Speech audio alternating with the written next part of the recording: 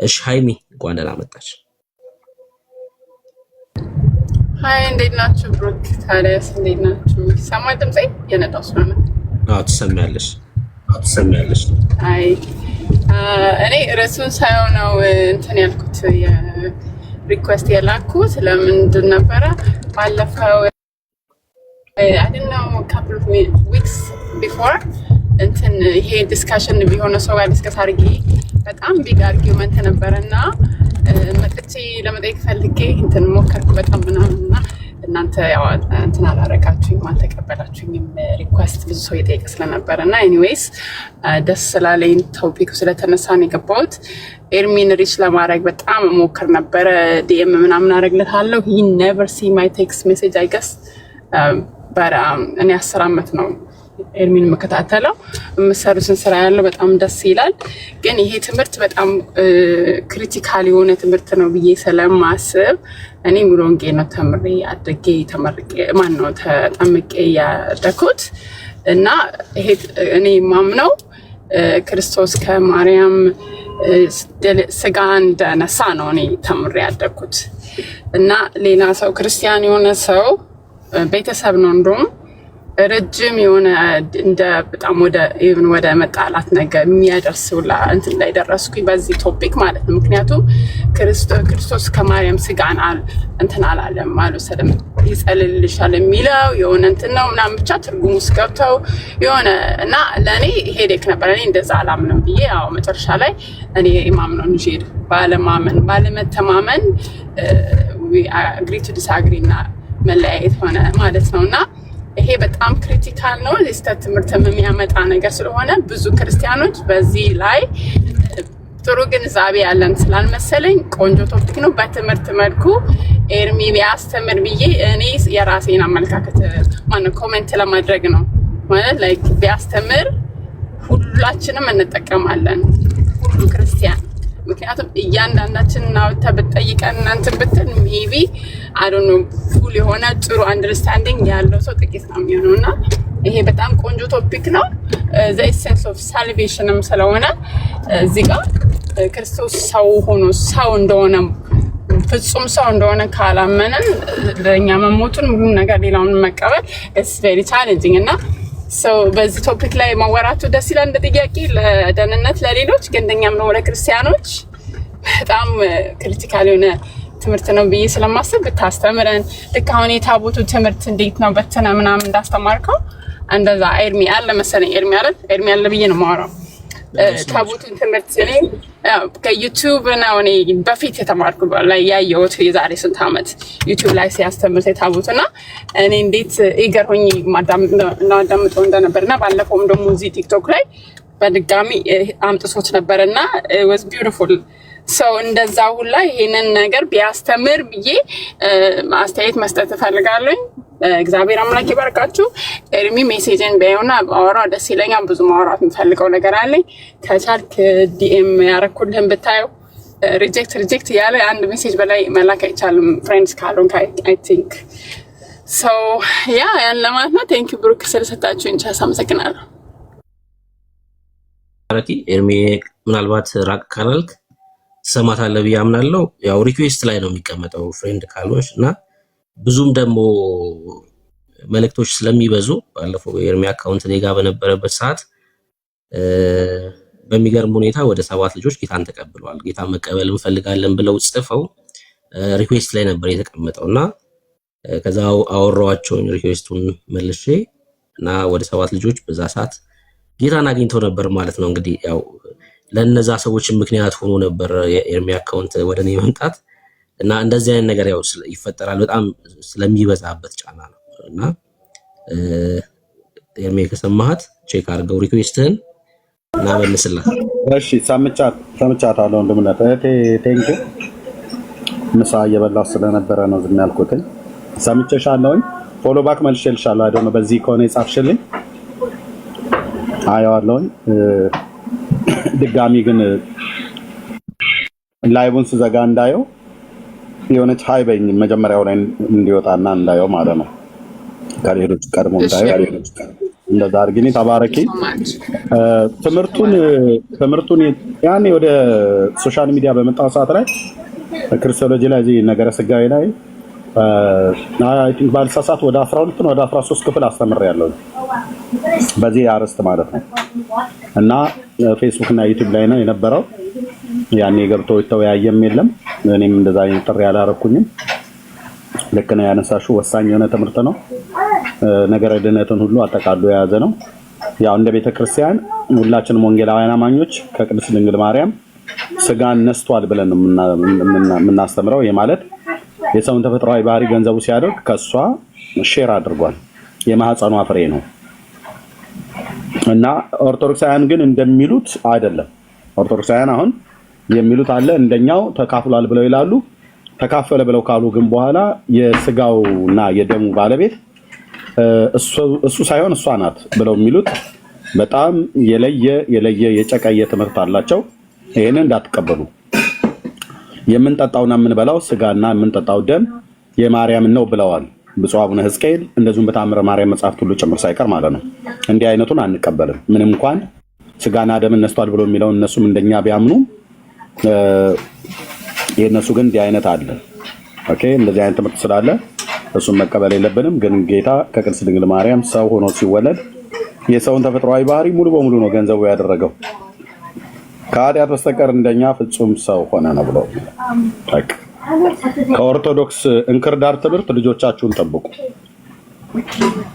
የማርያምን ደም ነው የምንጠጣው ብለዋል ጳጳሱ። በቃ ከጳጳሱ የበለጠ ማንም ያውቃል የለም። ስለዚህ የፍጡር ደም ነው የሚጠጡት ማለት ነው። የጌታን ደም አይደለም የሚጠጡት። የፍጡርን ስጋ ነው የሚበሉት። የማርያምን ስጋ ነው የምንበላው ብለዋል። ነጮች ዲስካስቲንግ ይላሉ። በቃ እንደዚህ አይነት ነገር በጣም የሚያጸይፍ ማለት ነው። እንዴት በዚህ ልክ ቤተክርስቲያኒቱ እንደወረደች እኔ በጣም ነው የማዝነው እንደ ቤተክርስቲያን። ምክንያቱም ቤተክርስቲያኒቱ ታምረ ማርያም የሚባለው መጽሐፍ ላይ ነው ጽፋ የተገኘችው። ደሙ የሱ ሳይሆን የሷ ነው ብላለች።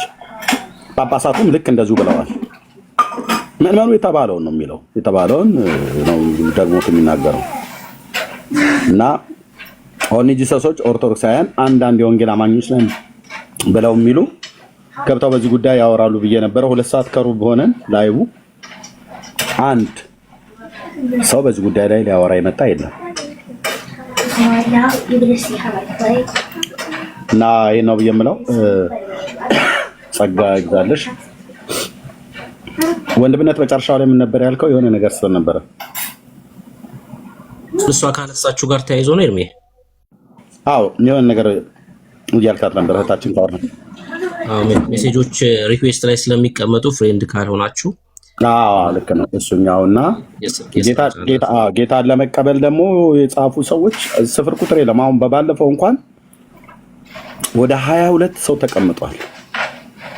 በስጋ ደከመኝ በቃ ወንድሞች እናቶች 22 ሰው ላይቭ ላይ አሁን የቅርብ በ2 ሳምንት ውስጥ ጌታን ለመቀበል 77 ቁጥር የጻፉ 22 ሰው ተቀምጧል። የወሩና ወደ ኋላ ያሉትን ወራቶች ባይ ብርክዬ አንተ ያኔ 7ቱን ያየው አንድ ማለት ነው። ስራው በጣም ሰፊ ነው። ብዙ አገልጋዮች ቀልድ ላይ ናቸው ያሉት። ድሮ እነ ፓስተር ታሬ ነበር የሚረዳኝ የነበረው። እነ ፓስተር ለገሰና እነ ፓስተር አላዛር ባቤ ነበሩ ይረዱኝ የነበሩት ጌታ የተቀበሉ ሰዎች። እና መደወሉ ያደክማል። በዚህ ጉዳይ አንድ ልጅ ሊረዳን ይፈልጋል። ዌብሳይት አማኒን አወቀው። አማኒ የሆነ የሚባል ልጅ በቅርቡ የመጣው ልጅ እሱን አውርቶት ነበርና ዌብሳይት ሊያዘጋጅ አስቧል። እና አለኝ እኔ ዌብሳይት አለኝ። ወንድሜ መሳይ ጥሩ አድርጎ አዘጋጅቶልኛል። ወይኔ መሳይ ብዬሽ ትናንት ደውላለሁ እየረስቸው ኦ ማይ ጋድ ከተዘጋጀ በቃ እሱን መሳይ አዘጋጅቷል። እኔ ጋር እዚህ ጋር ብትገቡ ክፈተው እኔን በሌላ ሞባይል ክፈተው። ይሄንን ተናገሩ ነው ክፈተው። ኤርሚ እኔ አንድ ነገር ተናግሬ ታች ልውረድ። እስካሁን የቆየሁት ፈርቼ ነው ዳር ስል። ቆይ እሺ ትናገራለህ ጋሽ በለኝ። ዌብሳይቱን ብሩክዬ ተቼርምሽ ተልቆ ላይ አድርጌያለሁ። የኔን ተናገሩ እውነቱን ክፈተው።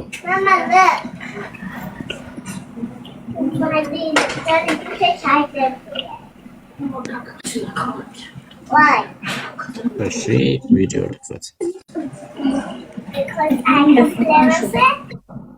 እሱ ሊንኩ ንካው። ይሄ ማለት ነው HTTP ንካው። ተናገር እውነቱን። ይሄ የኔ ዌብሳይት ነው፣ አንብብላቸው።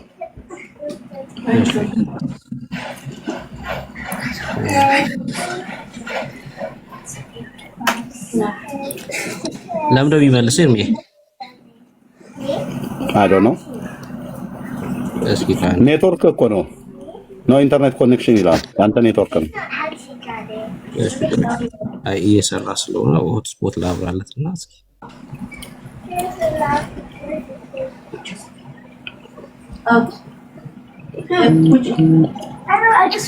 አይ ኔትወርክ አይደለም ሜቢ ለምን ይኸው አሁን በመጠቀመው ኔትወርክ አድርጌው ይመልሳል። እስኪ ሌሎቻችሁ የሰራላችሁ አይ ለሌሎቹም ይሰራል መሰለኝ። ሌላ ስልክ ያለው ሰው አለ የከፈተለት? ያ ብሩኪ እያየሁት ነበር። እኔም እንደዛ ነው ለኔ የሚያሳየኝ። እንደዚህ ነው የሚለው አይደል? ያ መስተካከል ያለበት ነገር አለ ማለት ነው። ኧረ ተስተካክሎ ነው የተቀመጠው። ወንድም ነህ ተስተካክሎ የተቀመጠው። እስኪ ድጋሜ እንግባ እስኪ። እሺ ቆይ እንደዚህ እናድርግ እስኪ። በሶስት ስልክን ሪስታርት ማድረግ ካለብህ ቆይ ወንድም ነህ ስልክን ሪስታርት ማድረግ ካለብህ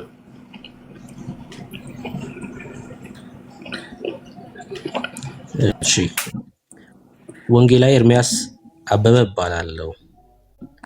የኔ ተልእኮና ዓላማ በመጽሐፍ ቅዱስ ላይ የተነሳውን ሰው ሰራሽ የሆነ ትምህርትና ዕውቀት በእግዚአብሔር ቃል በማጋለጥ ሰዎችን እውነት ወደ ሆነው ወደ ጌታችን ኢየሱስ ክርስቶስ ወንጌል መምራት ነው። በቃ ጆይናስ ብያለሁ። ተናገር እውነቱን። ይሄ የኔ ዌብሳይት ነው። እሱ ጋር ኢንስታግራሙ፣ ፌስቡኩ፣ ቲክቶኩ፣ ዩቲዩብ ንካው። አሁን ኢንስታግራሙ ንካው። እሺ ዩቲዩብ ንካው። ያው ዩቲዩብ ጋር ይሄዳል። ተመለስና ፌስቡክን ክፈተው። የለውም ፌስቡክ ምናምን ስለሌለው ነው ይሄኛው። ኦኬ ብቻ ነው። ኦኬ ሌሎቻችሁ ገብታችሁ ኢንስታግራም አለው፣ የቲክቶክንም እዚሁ ይከፍታል፣ ፌስቡክም አለው፣ ዩቲዩብም አለው ይከፍታል። እና ዌብሳይት ጌታ እግዚአብሔር ባርከው ወንድሜ መሳይ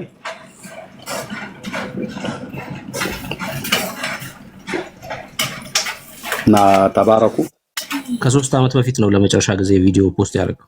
አዎ በቃ ፌስቡክ ላይ ተመልሼ አላውቅም። ዩቲዩብ ላይ ማነው ዩቲዩብ ላይ ማለት አሁን ወደ 4 ዓመት እየሄድኩኝ ነው። ቲክታክ ላይ ከመጣው ጊዜ ጀምሮ እቺም ቪዲዮ ነው ድጋሚ ላያችሁን አፍቃለሁ ማለት ነው። እና ወጣው በቃ ሌፍት እየወጣኝ ፌስቡክ እና ዩቲዩብ መስራት አለ። በዛ ላይ በደንብ ጌታ ይረዳኛል። ሰብስክራይብ ማድረግ የምትፈልጉ ሰዎች የምትፈልጉ ነው ያልኩት እኔ ማድረግ ትችላላችሁ። የኔ ዩቲዩብ አካውንቴ ብቸኛ ዩቲዩብ አካውንቴ ነው ኤርሚያስ አበበ ኦፊሻል ብሎ የሚለው ማለት ነው። ከላይ ሄዲንጉ ላይ የተናገር እውነቱን ስፒክ ዘ ትሩዝ ብሎ የሚለው እሱ አለ። 60 ስንት ሺህ ነው? 64800 ሰብስክራይብ አለው። 583 ቪዲዮ ተጭኖበታል። አዎ እና ተናገር እውነቱን የቴሌቪዥን ፕሮግራም በሚመጣ ሰዓት በጌታ ጊዜ ይሆናል። ትልቅ ስራ ግን ፊት ለፊታችን ላይ አለ። ትልቅ ማለት ትልቅ ስራ ማለት ነው። እና ጆይን ልታደርጉ የምትፈልጉ ሰዎች አድርጉ። ሰውን ሰብስክራይብ አድርጉኝ ብዬ አለምንም፣ ፎሎ አድርጉኝም ብዬ አለምንም። ምክንያቱም ያ አላማዬ አይደለም። ጆይን እናደርጋለን። እንዳውም የሚገርምህ ባለቤቴ ያንተን ስትሰማ በጣም ተመሰጣ ስትሰማ ይቼ ዛሬ እንዴ ተመስገን አምላኬ ነው ያልኩት። እና አንድ ነገር ልናገር ብዙ በዚህ ባንተ በከፈተው በጌታ ናቸው ጋሽ በል አሁን ብዙ ጊዜ መስክር ያለውኝ ልብ ብለህ ወይ አንተ አልነበርክ ይሆናል እንጂ ባለቤቴ መካነ ኢየሱስ ነበረች። ከተጋባን በኋላ ጌታ ራሱ እንግዲህ ጽድቅን ሁሉ ልንፈጽም ይገባል ብሎ ተጠምቋል እና በሕፃንነት ነው መካነ ኢየሱስ ቀደም ሲል የሚያጠምቀው የነበረው። ኢቭን መንፈስ ቅዱስ እንኳን ምናምን እዛ ውስጥ አልገባም ኢንጀነራል። እና እሷ ከዛን የመጣችው ዘማሪ ነበረች። በጣም ጌታን የምትወድ ባለቤት ነው ያለኝ። እንግዲህ 34 ዓመታችን ነው 34ኛ ዓመታችን። በትዳር አንድ ወንድ ልጅ አለኝ። ዋናው አሁን እኔ የገባሁት ይህን ያህል መድረክ ላይ የቆየሁት እንደው የማይገባ ነገር ውስጥ ገብቼ እንዳልዘባርቅ ፈርቼ ነው። ግን ደግሞ መጥፎ አይደለም። እንደ ሽምግልና መጠን ድሮ ማያቸውን ሰዎች እዚህ መድረክ ላይ ስለማያቸው ሁለቱ ዳጊ ቢኒ እንኳን አልፎ አልፎ አይቼዋለሁ እና ሌሎችም እንደው የተፈጠረም ነገር ካለ በተለያየ መልኩ ጠላት የሚሰራን ነገር ለማደናቀፍ ብዙ አይነት ነገር እንደሚጥል እንደሚወረውር አስባለሁና ያን ነገር የተፈጠረ ነገር ካለ መሀልም መግባት አለብኝ የሚል ነገር በውስጤ ብዙ ጊዜ ደጋግሜ አስቤ ፈሪቼ ነው ዝም ብዬ ቁጭ ያልኩት ዛሬም ማለት ነው። እና ምናልባት ሰዎች ነው እግዚአብሔር የሰጠህ ስራ ነው። ይሄ ትልቅ ስራ በአንድ ምክንያት ብቻ ነው የሚወድቀው።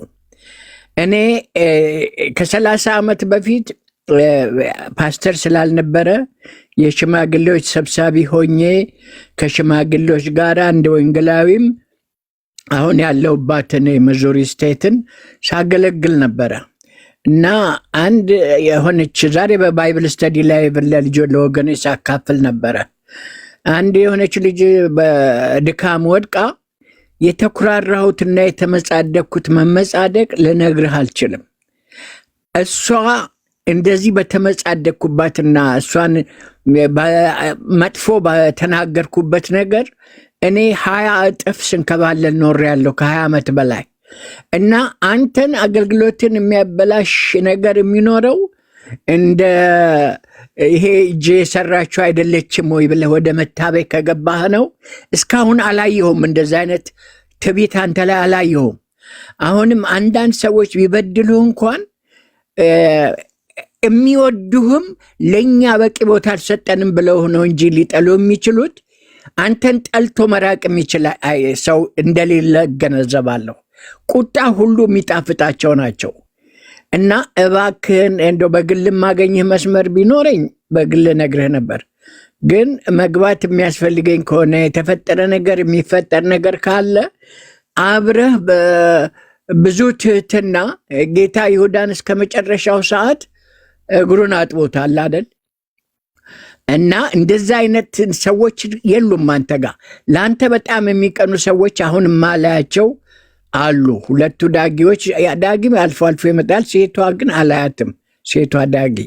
እና ያንን አንድ ነገር ሶሉሽን በእኔም በኩል የሚሰራ ነገር ካለ እንደው ባደርግ ደስ ይለኛል ብዬ ለማለት ነው። እዚህ እንትኑ ላይ መቆየት መቀመጥ የምፈልግ አይደለም የቆየሁት። ይሄን ልልህ ነው። ይሄን ካልኩ በኋላ እንግዲህ አስበህ አንተ የምትለውን በል። እኔ ወጥቼ የታቸው ርጄ አዳምጣለሁ። ቴንኪው ወንድሜ በሌ፣ ጌታ እግዚአብሔር ይባርክ። ይህንን ስልህ ንቄ አይደለም፣ ምንም የምለው ነገር የለም። ንቄ አይደለም፣ ግን ይሄ ይሰመርበት። አንዳንድ ቦታ ላይ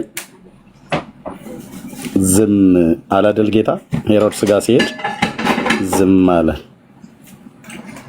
እና በቃ ይኸው ነው መልሴ። ንቄ አይደለም ግን ጋሽ በልዬ ምን አይነት ልብ እንዳለ አውቃለሁ። ለእኔም ለወንድሞች ለእህቶችም እኔም ልክ እንደዚሁ ማለት ነው። እና ቴንኪው ቴንኪው። ተባረክ ወንድሜ። ቴንኪው ተባረኩ። ምናልባት በውስጥ በኩል ቁጥር ብጽፍ እና ወይርሚ በመደዋወል ብትችሉ በቃ ብታወሩ እንደዛ በጣም አሪፍ ነው። ተባረኩ። ወዳችኋለሁኝ። የተወሰነ ነገር ልበል በተነሳው ርዕስ ላይ እርምዬ ከመውጣት በፊት ወደ ቸርች ስለሚሄድ። ኧረ በደንብ ውሰድ፣ ጊዜ ውሰድና በደንብ የምትለው ነገር ካለ አገልግለን። የሚገቡ የሉም። በደንብ ጊዜ ወስደህ ተናገር ብርክዬ። ጸጋ ያብዛላችሁ። ውብዬ እንኳን ደህና መጣሽ። ሰላም አላለችም። ሰላም ትበልና ውብዬ። ተባረኩ።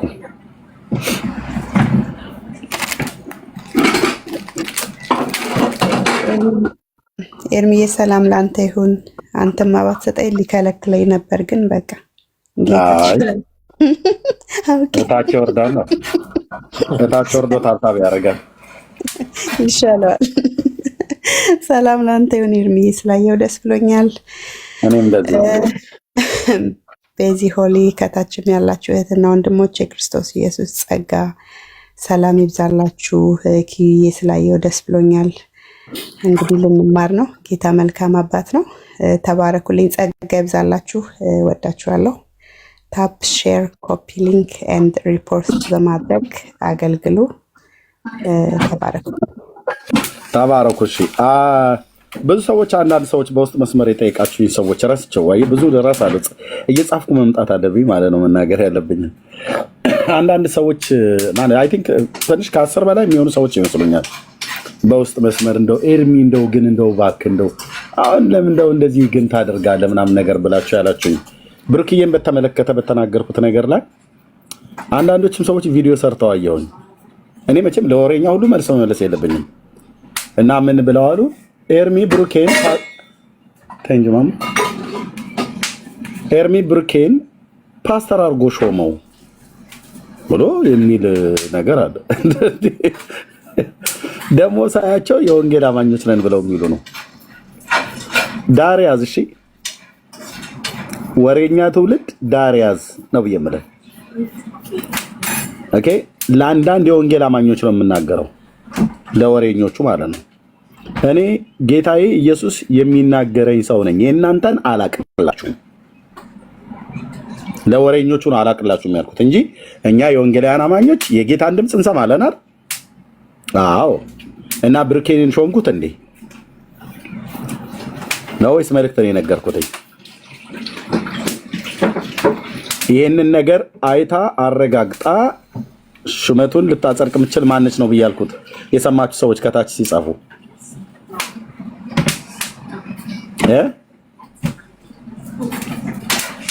ይህንን አይታ ይህን ጸጋ አይታ የምትሾም ማነች ነው ብያልኩትኝ አይደል? አቢሲኒያ ቴንክ ዩ አይደል? መሳይ እንደዛ ነው አይደል ያልኩት? ማራናታ አዎ ቤተ ክርስቲያን ናት። እኔ ዝም ብሎ መንገደኛ ሰው ያገኘህ መስሎ ነው። ቤተ ክርስቲያን ናት። እኔ በቤተ ክርስቲያን ውስጥ ስላለው ቤተ ክርስቲያን ናት።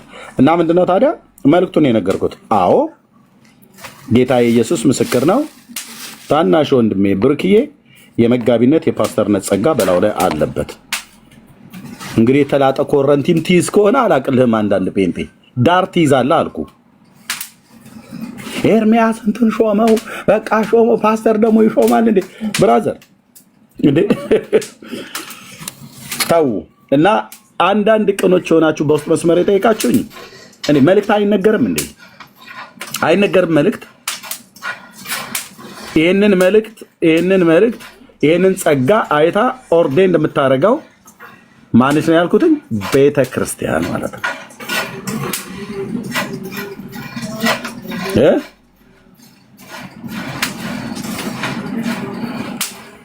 እና አይምሯችሁን ዝም ብለው ሲበክሉ ነው ወንድሞች እናቶች። እሺ ያው ነው የእግዚአብሔር ሕዝብ አለበት ነው እዚህ የተናገርኩት። እኔ ሿሚም አይደለሁም ሻሪም አይደለሁኝም። የሚሾመው ማን ነው? ቤተክርስቲያንም ራሱ እንኳን እኮ አትሾምም። ሿሚው እግዚአብሔር ነው። ቤተክርስቲያን ነው የምታደርገው፣ ታጸድቃለች ማለት ነው። ጌታ የጠራውን ሰው ታጸድቃለች። ቆይ ላሳይህማ እንተይማ፣ ከዛ ለብሩኬ እንሰጠው ማለት ነው። እንትን አጣችሁ አይደል? በቃ ኤርሚያስን ምን ብለን እንበለው ብሎ የሚል ማለት ነው። በቃ ወሬኛ ጴንጤ እንዴት ያስጠላል አልኩ ወዳጄ። ኦኬ በማቴዎስ ወንጌል መጽሐፍ ምዕራፍ 24 ቁጥር 45 ላይ የእግዚአብሔር አምላካችን ቃል ሲናገር እንደዚህ ይላል። 24:45 ሿሚው ማን ነው ያልኩትኝ? ጸጋን የሚሰጥ ማን ነው? ምን ይላል? እንኪያስ ምግባቸውን በጊዜው ይሰጣቸው ዘንድ ጌታው በቤቱ ሰዎች ላይ የሾመው ሿሚው እሱ ነው ማለት ነው። ጌታ ነው የሚሾመው። የሾመው ታማኝና ልባም ባሪያ ማን ነው ይላል ሉቃስ ሲጽፈው። ልባም መጋቢ ማን ነው ብሎ ይናገራል ማለት ነው። አገልጋይ ማለት ነው ባሪያ ማለት። ለወንጌል አገልግሎት፣ ለነብይነት፣ ለሐዋርያነት፣ ለመጋቢነት፣ በዝማሬ አገልግሎት የጸጋ ስጦታ የተለያዩ ጸጋ ስጦታዎችን ሹመትን የሚሾም ማን ነው? ሰማይ ነው የሚሾመው። ቤተክርስቲያን አትሾምም። ቤተክርስቲያን ብራዘር፣ ቤተክርስቲያን እንደምታረገው እግዚአብሔር የሾመውን እግዚአብሔር የሰጠውን ጸጋውን አይታ ኦርዴን እንደምታረገው ግልጽ ነው አይደል? አዎ። የሆነ ፓስተር ከኪሱ ቸሮ አንተን ፓስተር አድርጌያለሁ አንተን ነብይ አድርጌያለሁ ብሎ ሰዎች አይደሉም የሚሰጡት።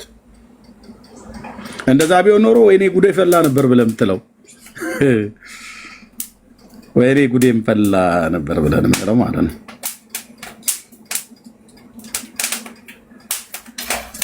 ስለዚህ ተረጋጉ። እሺ ወገኖቼ። ነው በአዲሱ መደበኛ ትርጉም እስቲ አንብቤ አላቅም። ክፍል ሲል አንብበው አዲሱ መደበኛ ትርጉም ሶሪ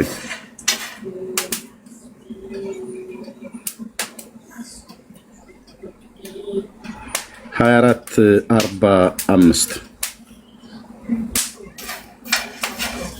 አዲሱ መደበኛ ትርጉም ብዙ አላነበውም እና ሲል አንብበው ዛሬ በተገቢው ጊዜ ምግባቸውን እንዲሰጣቸው ባለቤቱ ደስ አይልም?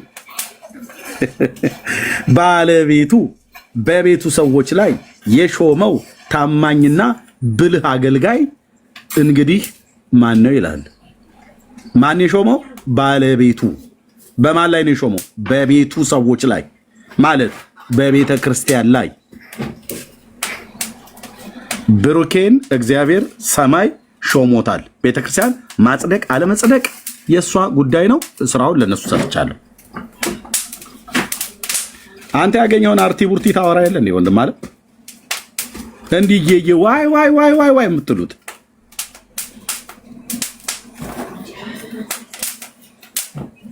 በቃ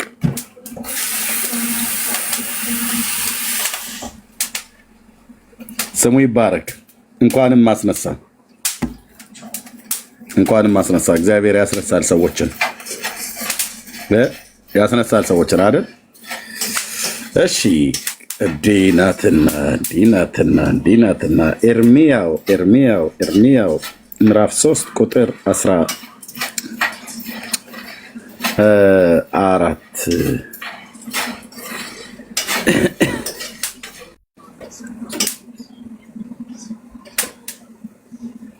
ምን እንደሚል ታውቃለህ? ከዳተኛ ልጆች ሆይ እኔ በላያችሁ ነኝና ተመለሱ ይላል እግዚአብሔር። ከአንድ ከተማ ከአንድ ነገድም 2 መርጬ ወደ ጽዮን አመጣችኋለሁ ብሎ ካለ በኋላ እኔ የፈለኩት እንደ ልቤም የሆኑ በእውቀትና በማስተዋል የሚመሯችሁን እረኞችን ትሰጣጣላችሁ አይደለም ብሎ የሚለው እሰጣችኋለሁ። ቴንኪው መንፈስ ቅዱስ። እሰጣችኋለሁ። ሰጪው ማን ነው ማለት ነው? እረኛ ማለት ምን ማለት ነው? መጋቢ ማለት ነው። መሪ ማለት ነው። ግልጽ አይደለም እንዴ? መሪ ማለት ነው። እሰጣችኋለሁ። እናንተ እርስ በርስ ትሰጣጣላችሁ አይደለም ያለው? እሰጣችኋለሁ። ማንን? በቀድሞ ትርጉም ላይ እንደ ልቤ በግ ጠባቆች የሆኑትን እረኞችን እሰጣችኋለሁ ነው የሚለው። እነሱም በእውቀትና በማስተዋል ይጠብቋችኋል። እዚህ ጋር ግን ይጠብቋችኋል ብሎ የሚል የለም። እሰጣችኋለሁ ነው ያለው። ከዛስ እንደ ልቤ የሚሆኑ በእውቀትና በማስተዋል የሚኖራቸው እረኞችን እሰጣችኋለሁ።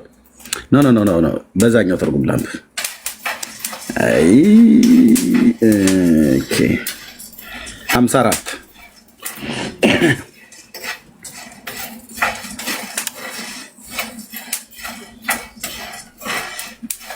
እንደ ልቤም በግ ጠባቆች ማለት ያው እረኞች ማለት ነው። እረኞችን አዎ ሰጣችኋለሁ። ከዛስ እነሱም በሽመልና በማስፈራራት በግዝትና በርግማን ይጠብቋችኋል ይላል ይላሉ። እንደ ልቤ የሆኑ በግ ጠባቆች ሰጣችኋለሁ። እነሱም አስኬማ የደፉ በትረ አርዌ በትርን የያዙ በመስቀል ቡራኬ እንዲህና እንዲህ እያሉ ይጠብቋችኋል ይላል። እኔ አንዳንዶች እግዚአብሔር ሾሞናል ብለው ሲሉ ሳቄን ነው የሚያመጡት። በመንፈስ ቅዱስ የሚመራ ጉባኤ ምናምን ነገር ብለው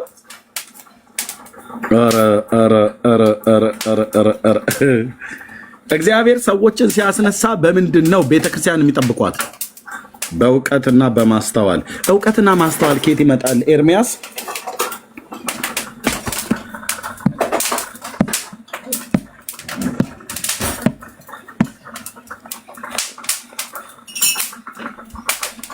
የእግዚአብሔርን ሕዝብ የምትጠብቀውም የምትመግበውም የምታጽናናውም የምትገስጸውም የምታጸናውም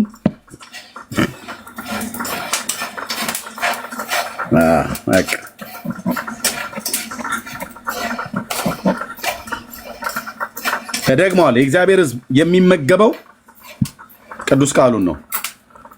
የእግዚአብሔርን ሕዝብ ከገሰጽን የምንገስጸው እንደ እግዚአብሔር ቃል ነው። ከመከርን የምንመክረው እንደ እግዚአብሔር ቃል ነው። ካጽናናን የምናጽናናው እንደ እግዚአብሔር ቃል ነው። እንደ እግዚአብሔር ቃል ነው። ካጸናው የምታጸናው እንደ እግዚአብሔር ቃል ነው። የደከመን ሰው ብታይ የምታበረታው እንደ እግዚአብሔር ቃል ነው። የደከመውን በቃል እንዴት ቴንኪው የነቢያት አምላክ አባዬ መንፈስ ቅዱስ ስም ይባረክ። ቁጥር 4 50 ቁጥር 4 ላይ ኢሳያው ምን ትላለህ? የደከመውን በቃል እንዴት እንደምደግፈው አውቅ ዘንድ ጌታ እግዚአብሔር የተማሩትን ምላስ ሰጥቶኛል። ማለዳ ማለዳ ያነቃኛል፣ እንደ ተማሪዎችም ተሰማ ዘንድ ጆሮቼን ያነቃቃል ይላል። የደከመውን በምን የምናቀነው? እንዴት በምን እንደምንደግፈው? በቃሉ ነው፣ በቅዱስ ቃሉ።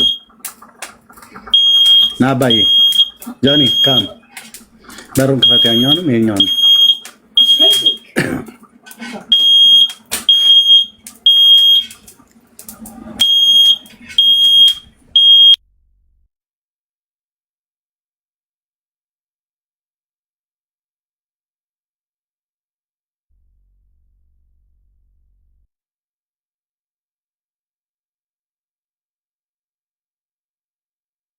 ቴንኪው። የአላርም ድምፅ ነው።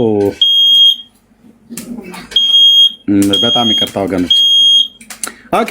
እና ምን ይላል? የደከመውን በቃል እንዴት እንደምደግፈው አውቅ ዘንድ ጌታ እግዚአብሔር የተማሩትን ምላስ ሰጥቶኛል ይላል። ስለዚህ እግዚአብሔርን ሕዝብ እግዚአብሔር የሚያስነሳቸው እግዚአብሔር የሚሾማቸው እግዚአብሔር ጸጋ የሰጣቸው በሰው መስፈርት ቢሆን ብራዘር ኤርሚያስ አይደለም 2 ጸጋ 1 ጸጋ ህይወቱ ላይ አይሰራም። በሰው መስፈርት ቢሆን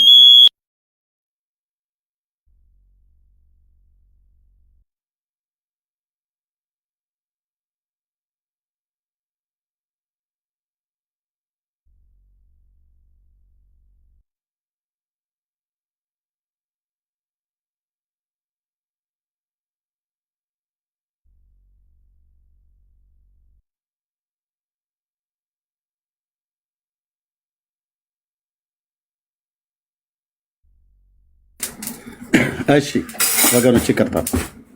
ስለዚህ የእግዚአብሔርን ሕዝብ በምንድን ነው የምንመግበው? ምንድን ነው የምንመግበው? የእግዚአብሔርን ሕዝብ ቅዱስ ቃሉን ካስተማረን የምናስተምረው ምኑ ነው? ቅዱስ ቃሉን።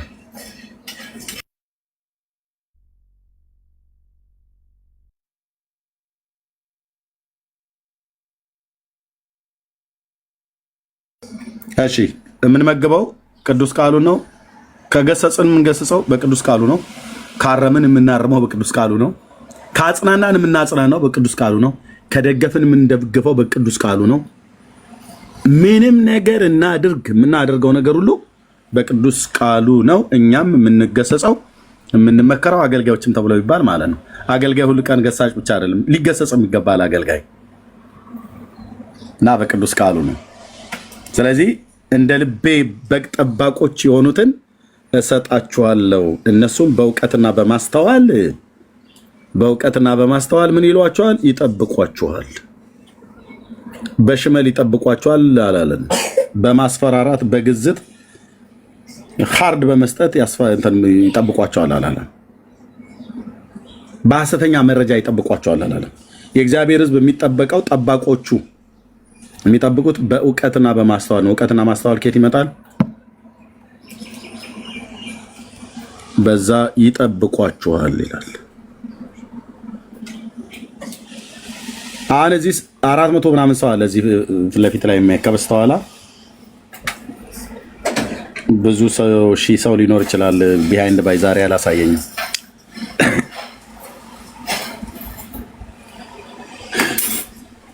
እስቲ ጌታ የሾመው መጋቢ ተብሎ ቢባል የእውነት ተናገር ተብሎ ቢባል በእግዚአብሔር መንፈስ በመናፍስትን በመለየት የጸጋ ስጦታ ቼክ ቢደረግ አብዛኛው ፓስተር ነኝ ብሎ ያለ ሁሉ ፓስተር አይደለም። እደግመዋለሁ፣ ፓስተር ነኝ ያለ ሁሉ ፓስተር አይደለም። ነብይ ነኝ ያለ ሁሉ ነብይ አይደለም። ወንጌላዊ ነኝ ብሎ የሚል የለም። ሲጀምር የለም።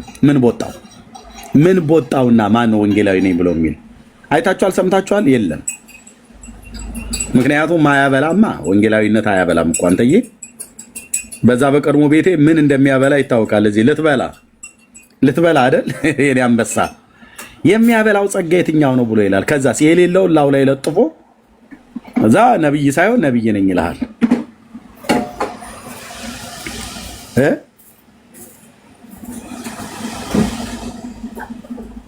ሐዋርያ ሳይሆን ሐዋርያ ነኝ ይልሃል።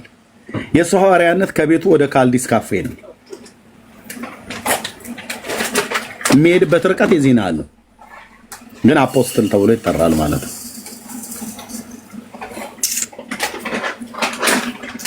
እና እግዚአብሔር ነው ታናናሾችን የሚያስነሳው።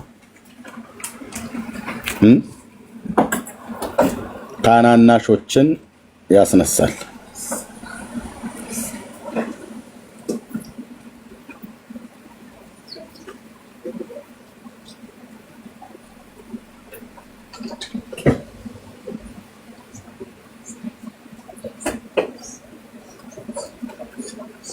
አትጠራጠር፣ ያኔ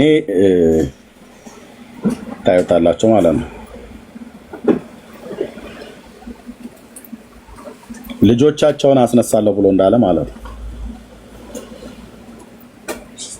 እና ጌታ እግዚአብሔር ይባረክ። ስለ ወንድሜ ብርክዬ በውስጥ የጠየቃችሁኝ ሰዎች እንደዛ አላደረኩም። እዚህ ሚዲያ ላይ ለወሬ ብለው አፍጥጠው ላለመማር ለወሬ ብለው አፍጥጠው የሚመጡ ሰዎች አሉ። ምንም ታገኙት ነገር የለም ወገኔ። እና እግዚአብሔርን ስለ ብርክዬ እጅግ አድርጌ አመሰግናለሁ። ስለ እጮኛውም አሁን ኦፊሻሊ ስለታወቀ እላለሁ። ስለ እጮኛውም ስለ ውብዬ እጅግ አድርጌ አመሰግናለሁ። እግዚአብሔር ነው ሰውን የሚያገናኝ። አሁን ሽማግሌ ስለተላከ በደንብ ረገጥ አድርገን እንናገራለን። ማንም ሰው ወደ ውብዬ ጋር አላግባብ የሆነ ቴክስት የምትጽፉ ወንድሞች ካላችሁ እረፉ። ምክንያቱስ አሁን ተጠያቂነት ያለበት ነገር አለ። የብርክዬ እጮኛ ናት። ሞዳት እህቴ ነች ውብዬ ማለት ነው። ትልቁ ላይ አርጋታለሁ። ኦኬ። እና ስነ ስርዓት ያዙ ብለን በዚሁ እግረ መንገድ እንናገራለን ማለት ነው። እንደዚህ በጽድቅ መንገድ የሆነውን ነገር እንመሰክራለን። ደስ አይልም? አዎ። ብርክዬና ውብዬ እጮኛሞች ናቸው። ሽማግሌ ተይዟል። ሜላና ሽማግሌ ተልኳል። ሜላና ማን ነበረ ስሟ ጠፋኝ። ኤልድዬ ኦኬ። ጉዴን እንዳያፈላው ሜላ እና ኤልዱና ሜላም እንደዚሁ ናቸው ማለት ነው። እጮኛሞች ናቸው። ጌታ ይባረክ። እንደዚህ በጽድቅ የጽድቅን መንገድ ጠብቀው ለመጋባት የተዘጋጁ ወንድሞችን እናበረታታለን። ጌታ ኢየሱስ ስሙ ይቀደስ። ስለዚህ ያለ ምክንያት አይደለም እግዚአብሔርን ሲያገናኝ። ውብዬ ላይ በጣም ትልቅ የጌታ ግሬስ አለ። እንዴት እንደምወዳት ታውቃላችሁ። ገና ከብሩኬ ጋር ሁሉ እጮኛ ሳትሆን ነው ማቃት። የእግዚአብሔር ጸጋ በኃይል በሷ ላይ ይሰራል። አትጠራጠሩ። እነዚህ ሁለት ጥንዶች በእግዚአብሔር ፍቃድ ጋብቻቸውን ሲፈጽሙ ባሉበት ሀገር በሚኖሩበት ምድር ምንም አትጠራጠሩኝ፣ ብሩክዬ በመጋቢነት ጸጋ ታገለግላለህ። ቤተክርስቲያን ካጸደቀች ሰየው፣ ካላጸደቀችም ይሄ ስጦታ በአንተ ላይ እንዳለ እንደ መንፈሳዊ ሰው እንዳየ ተናግሬ ያለሁኝ። ይሄንን ግን አክሴፕት አድርጋ የምታጸድቀው ቤተክርስቲያንች ነው ያሉ። ይሄው ነው ካኑማ ብራዘር እና ጌታ ይባርክ። ብሩክዬ ወደምትለው እሱን በልና የፈለከውን ያህል ጊዜ ወስደህ አለን ሰዓት ግፋቢል 2 ሰዓት ያህል መጠቀም እንችላለን። ከዚህ በኋላ 1 ሰዓት ተኩል ያህል መውሰድ እንችላለን። መቀጠል እንችላለን። ቴንክ ዩ። እሺ ኤርሚ የጌታ ዘመንን ይባርክ። እንግዲህ ኤርሚ ባነሳው ሀሳብ ላይ አንድ ነገር ብቻ ብል ጳውሎስ በቆሮንቶስ መልእክቱ ላይ እንደነገረን እኛ ስለ ክርስቶስ ሞኞች ነን፣ እናንተ ግን በክርስቶስ ይላቸዋል። የቆሮንቶስ ክርስቲያኖችን ማለት ነው። ልባሞች ናችሁ፣ እኛ ደካሞች ነን ስለ ክርስቶስ፣ እናንተ ግን በክርስቶስ ኃይለኞች ናችሁ። እናንተ የከበራችሁ ናችሁ፣ እኛ ግን ስለ ክርስቶስ የተዋረድንን ይላል ጳውሎስ። እና እግዚአብሔር ሰውን ለአገልግሎት ሲጠራ ከፊት እንዲቀመጥ ሰው የእግዚአብሔር ልጆች በሆኑት ላይ እንዲኩራራ ምናምን ሳይሆን እንዲያገለግል ነው። እና በእግዚአብሔር ቤት ውስጥ በየትኛውም ጸጋ የምታገለግሉ ሰዎች የእግዚአብሔር ሕዝብ ላይ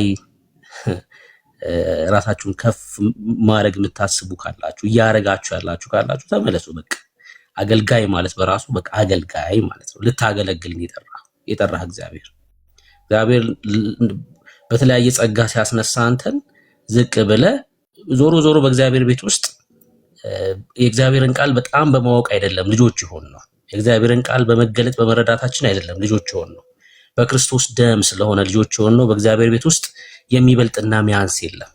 ሁላችንም የእግዚአብሔር ልጆች ነን። ሁላችንም በእግዚአብሔር ቤት ውስጥ ባለስልጣኖች ነን። እግዚአብሔር ደግሞ ልጆቹን በተለያየ መንገድ የሚያገለግሉ ሰዎችን ያስነሳል። ሰው ልታገለግል ነው የተጠራኸው ማለት ነው። በቃ ጳውሎስ ስለዚህ ነገር ነው የሚናገረው። አገልጋይ ማለት ዝቅ ብሎ ይህን ወንድም አስላስገባው ኮሜንቱን በተደጋጋሚ ስላየሁት ዝቅ ብሎ ሊያገለግል ነው ማለት ነው የሚጠራው። እሱም በደንብ አስምሩበት። ሌላው እውነት ነው ከሐሴት ጋር እጮኛ ነን።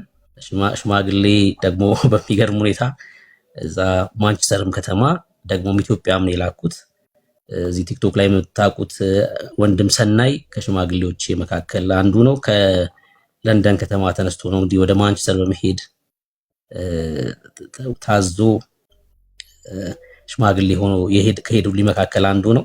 ደግሞ እዚህ ኢትዮጵያ እነ ዲያቆን አግዝ፣ እነ ዮሐንስ ከበደ፣ እነ መምህር ጌቾ፣ እነ በሪሾ ሽማግሌዎች የነበሩ ያው በቅርቡ ቪዲዮን ታዩታላችሁ ማለት ነው። እዛም የነበረውን እዚህም ኢትዮጵያ የነበረውን ማለት ነው። ጋብቻችን ደግሞ ሚያዝያ 25 ነው በኢትዮጵያ አቆጣጠር ሚያዝያ 25 ወይ ደግሞ ሜይ 3 2026 ማለት ነው። ሜይ 3 2026 በኢትዮጵያ አቆጣጠር ደግሞ 2018 ሚያዝያ 25 ማለት ነው። ከ5 ወር አካባቢ በኋላ ማለት ነው የሆነው። ተጠርታችኋል ማለት ነው። ጌታ ዘመናችሁን ይባርክ። ተጠርታችኋል።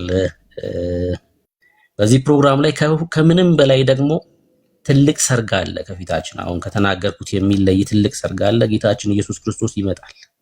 የበጉ ሰርግ አለ። ሙሽራው ሊመጣ በደጅ ነው ያለው። በቀኛ ምን ጠብቀው ትልቅ ሰርግ ይሄ ነው። ክርስቲያን ሁሉ ቤተክርስቲያን ሙሽሪት እርሷ በጉጉት የምትጠብቀው ሙሽራውን ነው። ትልቅ ሰርግ የበጉ ሰርግ አለ ከፊታችን የምንጠብቀውና ክርስቲያን ወንድሞቼ እድለኞች ነን።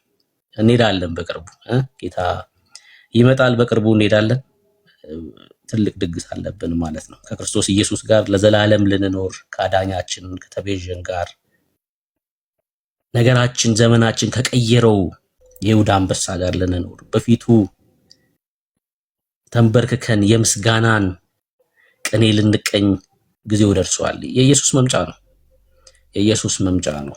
ምን እንግዲህ የመጨረሻውን ዘመን ስናጠና 40 ዓመት 30 ዓመት ብለን ገንብተናል አይደል? የእግዚአብሔር ቃል ጊዜውን እንድናጠና እንድንመረምር ስለፈቀደልን ማለት ነው። መቼ እንደሚመጣ አናቅም። ዛሬ፣ ነገ፣ የዛሬ ዓመት፣ የዛሬ 5 ዓመት አናቅም። ግን ጌታ በቅርቡ ይመጣል። አልቋል። በቃ አልቋል። ጊዜው አልቋል። መጨረሻ ይሄ የተሟጠጠ ዘመን ላይ ያለ ነው። የአሕዛብ ሙላት እስኪሆን ድረስ ብሏል የእግዚአብሔር ቃል ሲናገር። አዎ ሚዲያው ሁሉ ስለ ኢየሱስ ያወራል። እያስተዋላችሁ ነው አይደል? በተገኘው አጋጣሚ ሰዎች ወደ ኢየሱስ ክርስቶስ እንዲመጡ ቤተክርስቲያን እየሰራች ነው፣ በሚዲያም በተለያየ መልኩና የክርስቶስ ኢየሱስ መምጫ ነው ማለት ነው። ክብር ለኢየሱስ ብቻ ይሁን። ተባረኩ። እንግዲህ በዛሬው ርዕስ ላይ ትንሽ ነገር ልበል። አሁን ይሄ ዛሬ ኤርምሻ ይዞት የገባው ርዕስ ወሳኝ ርዕስ ነው። ጌታችን ኢየሱስ ክርስቶስ በስጋና በደም ተካፍሏል ወይ ነስቷል ወይ የሚል ቃል በቃል የለም መጽሐፍ ቅዱሳችን ላይ፣ ግን ተካፍሏል የሚለውን ሐሳብ ስለሚይዝ እንጠቀመዋለን። አንድ ሰው ነስቷል ብሎ ቢናገር ችግር የለውም ማለት ነው።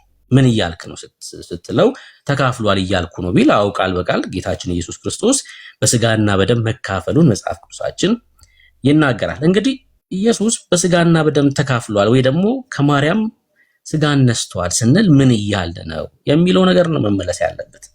ከብሉይ ኪዳን የመጽሐፍ ቅዱስ ጥቅሶች ነው መነሳት መፈልገው። ከዛ በፊት ግን የዕብራውያን ጸሐፊ በዕብራውያን መልእክቱ ምዕራፍ 5 ላይ አንድ የሚነግረን ሐሳብ አለ። ሊቀ ካህናት ሁሉ ስለ ኃጢአት መባንና መስዋዕትን ሊያቀርብ ከሰው ተመርጦ ይላል። ተመልከቱ፣ ሊቀ ካህን ከማን ነው የሚመረጠው? ከሰው ወገን ነበር የሚመረጠው። ይሄ ሊቀ ካህን ለዓለም ሁሉ የሆነ ሊቀ ካህን አልነበረም። ለኪዳኑ ህዝቦች የሆነ ሊቀ ካህን ነበር። ክርስቶስ ሊቀ ካህኔ ነው ስንል ለሙስሊሙ ሊቀ ካህን ነው እያልን አይደለም። እሺ፣ የክርስቶስ ኢየሱስ መስዋዕትነት ቤዞት ለዓለም ሁሉ ነው። በደንብ ስሙ የምናገረው ቤዞቱ ለዓለም ሁሉ ነው። ሊቀ ካህኔ ነው ስንል ግን አንድ ሙስሊም ኢየሱስን ሊቀ ካህኔ ነው አይልም። የሚታይልን ለኛ ለክርስቲያኖች ነው። በቤዝነቱ በቤዛው በመስቀሉ ስራ ድነናል። ደግሞ ምን እንዳንጠፋ ዛሬም በቤት ውስጥ ያቆመን የክርስቶስ ኢየሱስ ሊቀ ክህነት ነው ማለት ነው። ለምን ሊታይ ገብቷል። ኢየሱስ በሰው ባልሆነችው በእውነተኛው ቤተ መቅደስ ሊታይ ገብቷል። ቅድስተ ቅዱሳን ገብቷል። ኢየሱስ ክርስቶስ ሊታይልን ሰው ምን አለን? ከሰው ወገን ነው ይሄ ሊቀ ካህን ይመረጥ የነበረው። ሰው ነው ማለት ነው አይደል? ሰው ነው። እሺ፣ ለእግዚአብሔር በሆነው ነገር ሁሉ ላይ ስለ ሰው ይሾማል። ከሰው ወገን ተመርጦ ስለማን ይሾማል? ስለ ሰው ይሾማል። እርሱም ደግሞ ድካምን ስለሚለብስ ሊቀ ካህኑ ማለት ነው። ላልተማሩት ለሚስቱት ሊራራላቸው ይችላል። በዚህም ምክንያት ስለ ሕዝብ እንደሚያቀርብ እንዲሁ ስለ ራሱ ደግሞ መስዋዕት ስለ ኃጢአት ሊያቀርብ ይገባዋል። ስለ ጌታ እንዲህ ይላል፣ እንዲሁ ክርስቶስ ደግሞ ሊቀ ካህናት ሊሆን ራሱን አላከበረም። ነገር ግን አንተ ልጄ ነህ፣ እኔ ዛሬ ወልጄሃለሁ ያለው እርሱ ነው። እንደዚህም በሌላ ስፍራ ደግሞ አንተ እንደ መልከጼዴቅ ሹመት ለዘላለም ካህን ነህ። በመዝሙር መጽሐፍ 110 ቁጥር 4 ላይ ያለው ቃል ማለት ነው። ለዘላለም ካህን ነህ ይላል። ጌታችን ኢየሱስ ክርስቶስ በገላትያ መጽሐፍ ላይ እንዳነሳሁት ቅድም ከሰው ወገን ሊቀ ካህናት ይሾሙ ነበረ። በሰው ነገር አሁን ጌታችን ኢየሱስ ክርስቶስ ሰው ብቻ አይደለም። እሱ መካከለኛ የሆነው ከሁለቱም ወገን ነው። አምላክም ነው ደግሞም ሰው ነው። ኢየሱስ ዘላለማዊ ሊቀ ካህን የሆነው በሹመት የሆነ ሊቀ ክህነት ነው። ልክ እንደ አሮን አይደለም። በመልከጼዴቅ ነው ጌታችን የተመሰለው። እናትና አባቱ አይታወቁም የተባለው መልከጼዴቅ ማለት ነው። ልክ እንደሱ ዘላለማዊ ሊቀ ካህን ሊቀ ካህን ይሾም የነበረው ከማን ነው? ከሰው ነበር። ጌታችንም ሰው ነው ማለት ነው። ሰው ነው ማለት ነው። ምን ማለት ነው? አሁን የብሉይ ኪዳን መጽሐፍቶችን አንዳንድ አስቼ ላሳያችሁ። ዘፍጥረት መጽሐፍ ላይ እንደዚህ ይለናል ሙሴ በዘፍጥረት መጽሐፍ ምዕራፍ 49 ላይ ከቁጥር 9 ጀምሮ ላንብበው። ይሁዳ የአንበሳ ደቦል ነው። ልጄ ሆይ ከአደን ወጣ፣ እንደ አንበሳ አሸመቅ፣ እንደ ሴት አንበሳም አደባ። ያስነሳው ዘንድ ማን ይችላል? በትረ መንግስት ከይሁዳ አይጠፋም። የገዥም ዘንግ ከእግሮቹ መካከል ገዢ የሆነው እስኪመጣ ድረስ የአሕዛብ መታዘዝም ለእርሱ ይሆናል። ከየት ይመጣል አለ? በትረ መንግስት ከይሁዳ አይጠፋም ብሎ ተናገረ በዘፍጥረት መጽሐፍ ምዕራፍ 49 ላይ ማለት ነው። ይሄ የሚመጣው ገዢ የሆነው ከይሁዳ ነው አለን ማለት ነው። የይሁዳ ዘር ነው።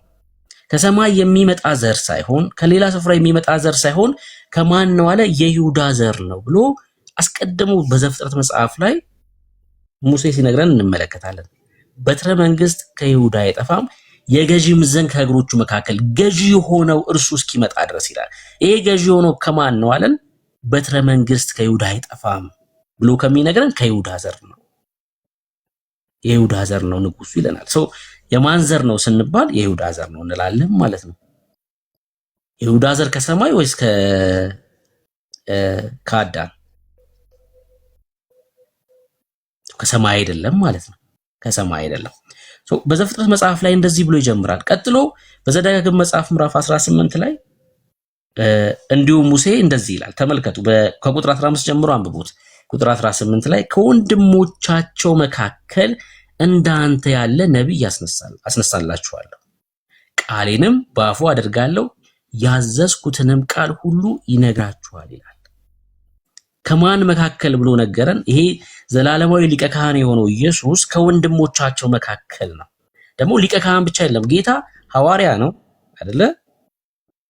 ሐዋርያ ነው፣ ሊቀ ካህን ነው፣ ደግሞም ነብይ ነው። ደግሞም ነብይ ነው አይደለ? ሐዋርያ ነው አይደል? ታውቃላችሁ ይሄን ነው አይደለም? ታች ያላችሁ ሰዎች ሐዋርያ ነው፣ ነብይ ነው፣ ደግሞም ሊቀ ካህን ነው። ይሄ ነብይ የሆነው ኢየሱስ ክርስቶስ ከማን ነው አለ? ከወንድሞቻቸው መካከል። ጌታችን ኢየሱስ ክርስቶስ የይሁዳ ዘር ነው፣ ደግሞም እስራኤላዊ ነው ማለት ነው። እስራኤላዊ ነው። እስራኤላዊ ነው። ከማርያም በስጋና በደም ተካፍሏል ስንል ምን እያልን ነው? ሰው ነው እያልን ነው። ሰው ነው እያልን ነው። አሁን ከይሁዳ ዘር እንደሆነ ነገረንና በኋላ ላይ ደግሞ ለዳዊት መሐላ ሲምልለት እንመለከታለን። ለምሳሌ በመዝሙር መጽሐፍ 89 ኦርቶዶክሶች በጣም የሚወዱት ጥቅስ ነው ይሄ ጥቅስ። በመዝሙር መጽሐፍ 89 ቁጥር 3 ላይ ከመረጥኩት ጋር ቃል ኪዳኔን አደረግኩ ለባሪያዬም ለዳዊት ማልኩ የሚል ቃል እናገኛለን። ከማን ጋር ኪዳን አደረግኩ ይላል እግዚአብሔር? ከዳዊት ጋር። ከዳዊት ጋር ምን አደረግኩኝ? ኪዳን ለባሪያዬ ለዳዊትም ማልኩኝ ይላል። ይሄ ኪዳን ምንድን ነው? ከመረጥኳቸው ጋር ይላል ኦርቶዶክሶች። ለማርያም ኪዳን ተገብቷል፣ ለተክለ ሃይማኖት፣ ለአቡነ በርሶማ የሚለውን ትምህርት እዚህ ውስጥ ለማስገባት ከመረጥኳቸው ጋር እንደዚህ ይላሉ። አይልም እንደዛ። ከመረጥኩት ጋር ኪዳን አደረግኩ ነው የሚለው። ይሄ ኪዳን ምን አይነት ኪዳን ነው የሚለውን እናንሳ። ይሄ ኪዳን በዚሁ መጽሐፍ በመዝሙር መጽሐፍ 132 ላይ እንደዚህ ይላል። ተመልከቱ 132 ቁጥር 11 ላይ እግዚአብሔር ለዳዊት በእውነት ማለ። ይሁንና ይሄ ነው ኪዳኑ፣ አይጸጸትም፣ በመሐላ የሆነ ሁላ ነው። እንዲህ ብሎ ከሆድ ፍሬ በዙፋን ላይ ያስቀምጣል። በዙፋኑ ላይ የሚቀመጠው የማን ፍሬ ነው አለን? የዳዊት ፍሬ ነው አለን። የማን ፍሬ ነው በዙፋኑ ላይ የሚቀመጠው? በዙፋን ላይ በዳዊት ዙፋን ላይ ይቀመጣል አለ ቅዱስ ገብርኤል አይደል? በዙፋኑ ላይ የሚቀመጠው የዳዊት የሆዱ ፍሬ ነው። ይሄን ቃል ጴጥሮስ በሐዋርያት ሥራ መጽሐፍ ምዕራፍ 2 ላይ ሰብቆታል። እስኪ የሐዋርያት ሥራ መጽሐፍ ምዕራፍ 2ን ፖስት አድርጉልኝ። የሐዋርያት ሥራ መጽሐፍ ምዕራፍ 2 ቁጥር 34 35 አካባቢ ይመስለኛል።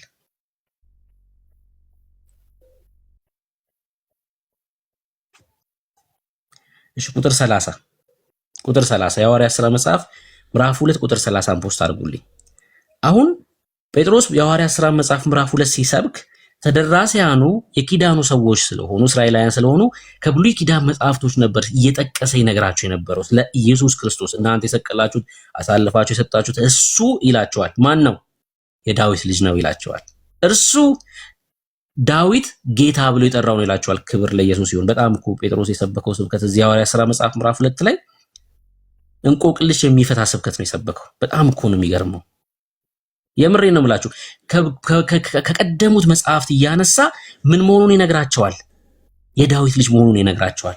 ኦ የዳዊት ልጅ ነው እንደሉና ካስታወሳችሁ በኋላ በመጽሐፍ ቀጥሎ ደግሞ የዳዊት ልጅ ብቻ ደግሞ አይደለም ይላቸዋል።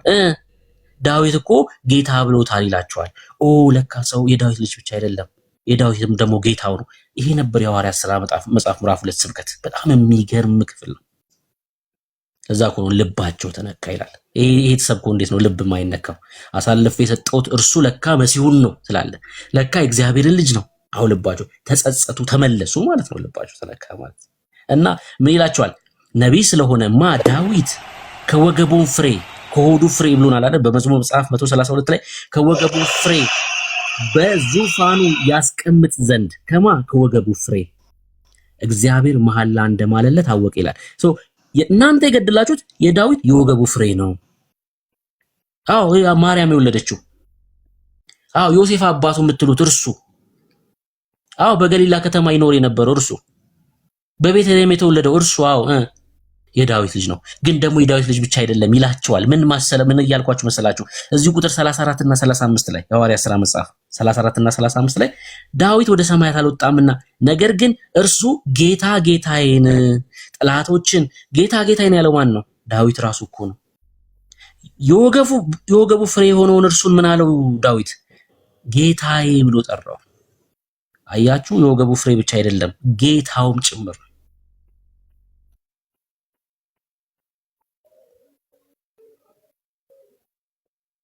የዳዊት ጌታው ጭምር ነው እና ጌታ ጌታዬን ጠላቶችን የእግር መረገጫ እስካደርግ ድረስ በቀኝ የተቀመጥ አለው አለ።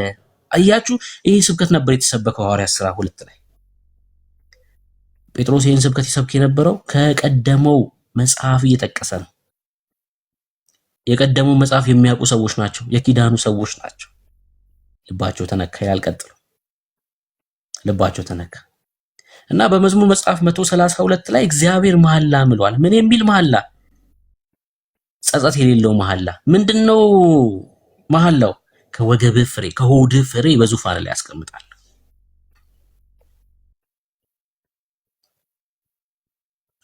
በቀደመው መጽሐፍ ላይ ወይ ደግሞ በብሉይ ኪዳን መጽሐፍቶች ላይ ስለ ክርስቶስ ኢየሱስ ማንነት በደንብ ተነግሯል። ተመልከቱ፣ የዳዊት ልጅ መሆኑን ተነግሯል። ደግሞ አምላክ መሆኑንም ተነግሯል። አምላክ መሆኑንም ተነግሯል። አሁን እስኪ ወደ አዲስ ኪዳን መጽሐፍቶች እንምጣና አንዳንድ ሐሳቦችን እንይ። የመጀመሪያው ሉቃስ ወንጌል ላይ ገብርኤል መጣና ሲያበስራት እንመለከታለን። ምን አላት? ወደ ገሊላ ከተማ መጣና ገሊላ ነው፣ ወደ ናዝሬት ከተማ መጣና ከዳዊት ወገን ለሆነው ዮሴፍ ለሚባል ሰው ወደ ታጨች ወደ አንዲት ድንግል። አሁን ማቴዎስ ወንጌልን ስታጠኑት የዘር ግንዱን ሲጠቅስልን በዮሴፍ በኩል ያለውን የዘር ግንድ ነው የሚጠቅስልን አይደለ? 14 14 14 እያደረገ በዮሴፍ በኩል ያለውን የዘር ግንድ ነው። ታዲያ ማርያም የዳዊት ልጅ ካልሆነች እንዴት መሐላው ይፈጸማል የሚል ጥያቄ አነሳለሁ። እሱ መልሼ ልለፍ በዚሁ። ከዳዊት ወገን ለሆነው ዮሴፍ ማቴዎስ ወንጌል ላይ እንደተጠቀሰው ለሚባል ሰው ወደ ታጨች ወደ አንዲት ድንግል ከእግዚአብሔር ዘንድ ተላከ። የድንግሊቱም ስም ማርያም ነበር። ማርያም ለዮሴፍ የታጨች ድንግል ሴት ነበረች ማለት ነው። ዮሴፍ ደግሞ ከማን ወገን ነው አለን? ከዳዊት ወገን ነው አለን። አሁን ብስራቱን ይነግራታል። በእግዚአብሔር ፊት ጸጋን አግኝተሻልና አትፍሪ፣ እነሆ ትጸንሻለሽ፣ ወንድ ልጅንም ትወልጃለሽ፣ ስሙንም ኢየሱስ ትይዋለሽ። ትጸንሻለሽ፣ ወንድ ልጅ ትወልጃለሽ፣ ስሙን ታወጪለታለሽ አልተባለም። እሺ፣ ይሄ ስም ከሰማይ የመጣ ስም ነው። ይሄ የሚፈውሰው ስም ለማርያምና ለዮሴፍ እንዲያወጡ ዕድል የተሰጠ አይደለም። ስሙን ትይዋለሽ ማ ኢየሱስ፣ ከሰማይ የመጣ ስም ነው። እርሱ ታላቅ ይሆናል፣ የልዑል ልጅም ይባላል። ጌታ አምላክም የአባቱን የዳዊት ዙፋን ይሰጠዋል። ማን ነው አባቱ? ዳዊት ነው። አስቀድሞ ለዳዊት መሐላ ምሏል እግዚአብሔር ከወገብ ፍሬ ብሎ ማለት ነው። እና አምላክም የአባቱን የዳዊትን ለኢየሱስ ዳዊት አባቱ ነው ማለት ነው። ዳዊት አባቱ የሚሆነው ደግሞ ምን ከሆነ ነው? ኢየሱስ የማርያም የማህፀኗ ፍሬ ከሆነ ብቻ ነው። ማርያም የዳዊት ልጅ ከሆነች ብቻ ነው ማለት ነው። ይሄ መመለስ መቻል አለብን። አያችሁ ምን ብሎታል? የዳዊት ልጅ ነው ብሎታል ገብርኤል ብሎ ነገራት። የዳዊት ልጅ ከሆነ ደግሞ ሰው መሆን አለበት ማለት ነው። እሺ በያዕቆብም ቤት ለዘላለም ይነግሳል። ይሄ ትንቢት አልተፈጸመም፣ ለመንግስቱ መጨረሻ የለውም። ይሄ ወደፊት የሚፈጸመው አሁን ስንማማር የነበረው ትንቢት ነው። ያው ይነግሳል ጌታችን። ወንድ ስለማላቅ እንዴት ይሆናል አለችው። መንፈስ ቅዱስ በአንቺ ላይ ይመጣል፣ የልዑልም ኃይል ይጸልልሻል። እዚህ ላይ በደንብ ማስተዋል ያስፈልጋል። ማን በአንቺ ላይ ይመጣል? መንፈስ ቅዱስ። ማን ይጸልልሻል? የልዑል ኃይል። ሌላ ጊዜ ወይ እናነሳዋለን፣ ብዙ ጊዜ ማንስቻለሁ ይሄን ነገር። ከዛስ ስለዚህ ደግሞ ከአንቺ የሚወለደው ቅዱስ የእግዚአብሔር ልጅ ይባላል።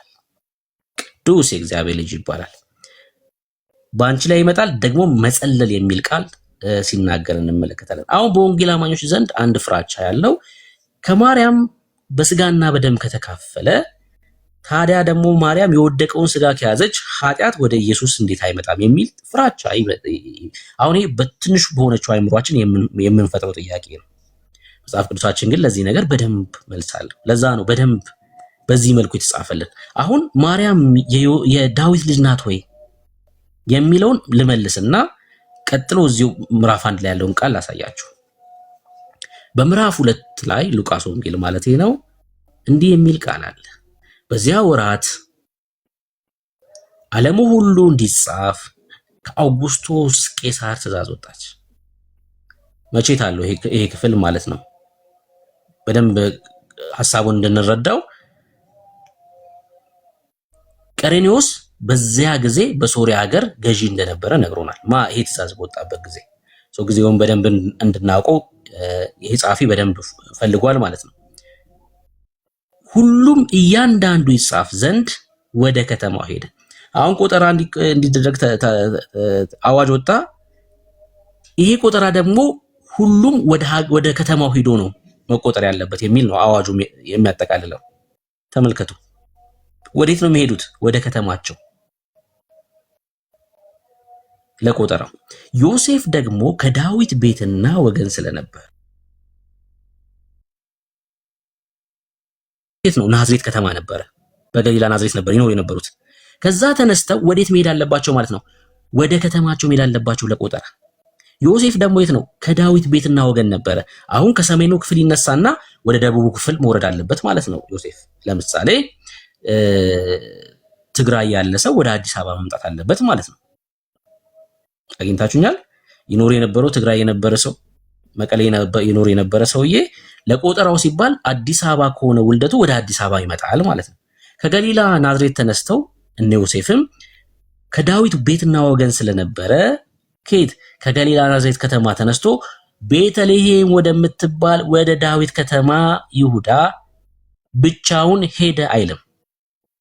እሷም ማርያምም ከዳዊት ወገን ስለነበረች ቤትና ወገን ስለነበረች ጸንሳ ከነበረችው ከእጮኛው ከማርያም ጋር ይጻፍ ዘንድ ወጣ ነው የሚለው። አየ ለቆጠራ ወዴት ሄደ? ወደ ከተማቸው ሄዱ። ከማን ጋር? ከእጮኛው ከማርያም ጋር። ለምን? እርሷም ምን ስለሆነች? ከዳዊት ቤትና ወገን ስለነበረች ማለት ነው። አብሮ ሄዱ ለቆጠራ ማለት ነው። የመውለጃው ወራት ደግሞ በዛው ሳለ ደረሰ። ከዛ ዛሬ ወለደችው። በገሊላ አይደለም የተወለደው ጌታችን። የቀደሙት ነቢያት ጽፈዋል። ስለዚህ ጌታ የሚወለደው በቤተልሔም እንደሆነ በኤፍራታ እንደሆነ ጽፈዋል። በኤፍራታ እንደሆነ ሰው ለቆጠራ በሄደበት በዛ ዮሴፍ ከማርያም ጋር በዛ ነው ጌታ የተወለደው። ወደዛ ወደ ቤተልሔም መሄድ ያስፈልጋት ለምንድን ነው? ከዳዊት ቤትና ወገን ስለነበረች። እሺ አሁን የማርያምን የዳዊት ልጅነት አረጋገጥም ማለት ነው። አሁን ወደ ሉቃስ ወንጌል መጽሐፍ ምዕራፍ 1 ጋር እንመለስና ኤልሳቤጥ የተናገረችውን አንድ ነገር ላሳያችሁ። ወደ ተራራማው ሀገር ማርያም ከገብርኤል ብስራት በኋላ እንደሄደች ይነግረናል። ወደ ዘካርያስ ገብታ ኤልሳቤጥን ተሳለመቻት። ኤልሳቤጥም የማርያምን ሰላምታ በሰማች ጊዜ ጽንሱ በማህፀኗ ውስጥ ዘለለ፣ በኤልሳቤጥም መንፈስ ቅዱስ ሞላባት። ተመልከቱ፣ አስቀድሞ ገብርኤል ለዘካርያስ የነገረው ነገር አለ። እሺ ይሄ የሚወለደው ልጅ ዮሐንስ በእናቱ ማህፀን ሳለ በመንፈስ ቅዱስ እንደሚሞላ ተነግሯል። እሺ ይሄ ትንቢት ነው የተፈጸመው እዚህ ክፍል ላይ በቁጥር 15 ላይ በጌታ ፊት ታላቅ ይሆናል። እዚሁ ሉቃስ ማለት ነው ምዕራፍ 1 ላይ የወይን ጠጅ የሚያሰክር መጠጥ አይጠጣም፣ ገና በእናቱ ማህፀን ሳለ መንፈስ ቅዱስ ይሞላበታል። በእናቱ ማህፀን ሳለ አስቀድሞ ገብርኤል ስለዚህ ተናግሯል። እሺ በታላቅም ድምፅ ጮኻ እንዲህ አለች፣ አንቺ ከሴቶች መካከል የተባረክሽ ነሽ፣ የማህፀንሽም ፍሬ የተባረከ ነው። ማን ብላ ጠራች? የማህፀንሽ ፍሬ። አሁን ይሄን በእግዚአብሔር መንፈስ ሆና የተናገረችው ጌታችን ኢየሱስ ክርስቶስ የማርያም የማህፀኗ ፍሬ ነው ማለት ነው። የማህፀኗ ፍሬ ነው። የማርያም የማህፀኗ ፍሬ ነው። የማህፀኗ ፍሬ ማለት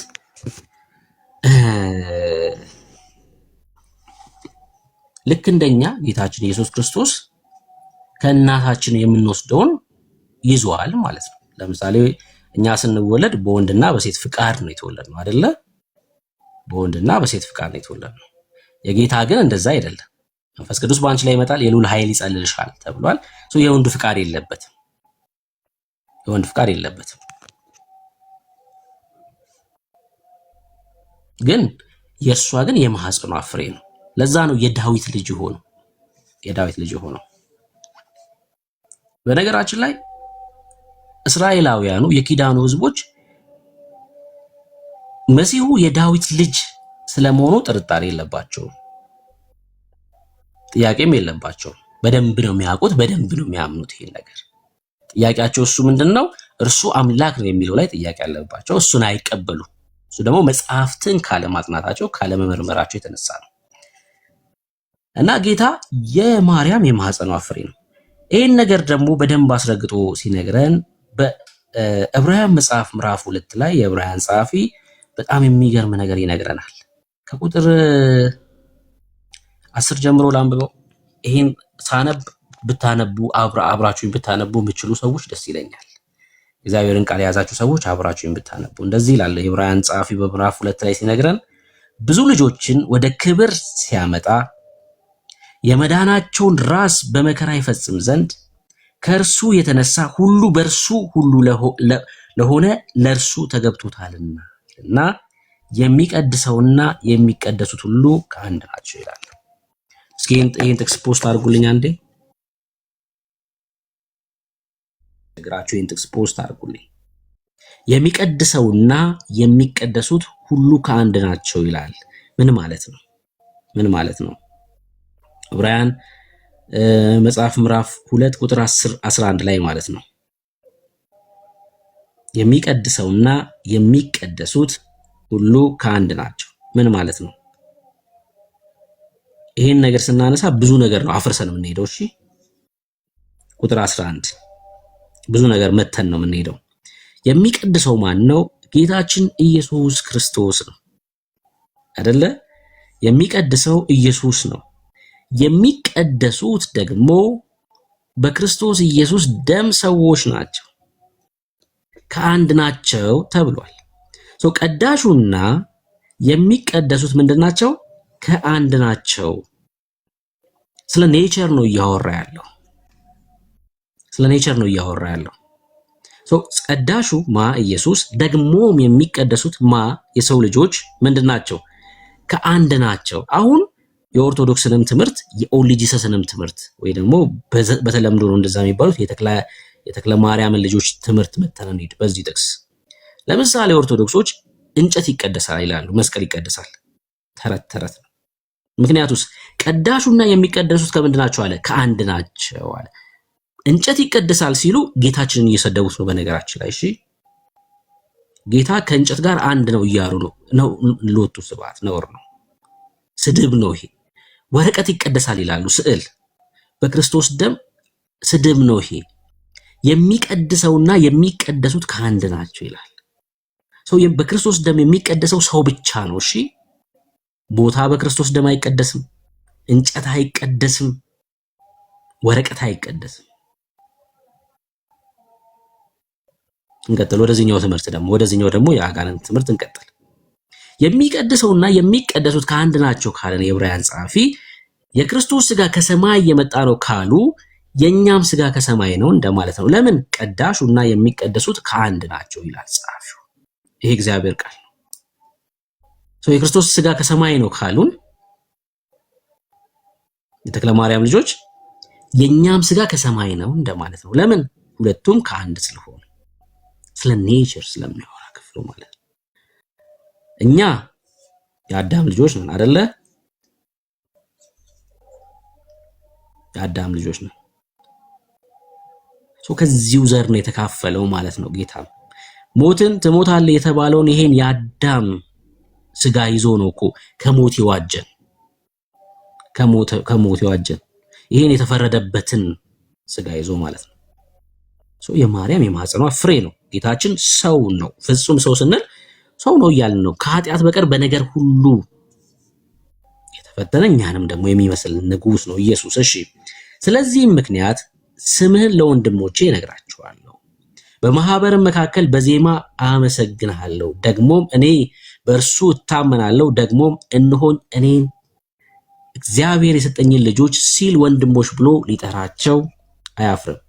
እንግዲህ ልጆቹ በስጋና በደም ስለሚካፈሉ እርሱ ደግሞ በሞት ላይ ስልጣን ያለውን በሞት እንዲሽር፣ በሞት ላይ ስልጣን ያለውን በሞቱ እንዲሽር ይኸውም ዲያብሎስ ነው። በሕይወታቸውም ሁሉ ስለ ሞት ፍርሃት በባርነት የታሰሩ የነበሩትን ሁሉ ነፃ እንዲያወጣ በስጋና በደም እንዲሁ ተካፈለ። በስጋና በደም ተካፈለ።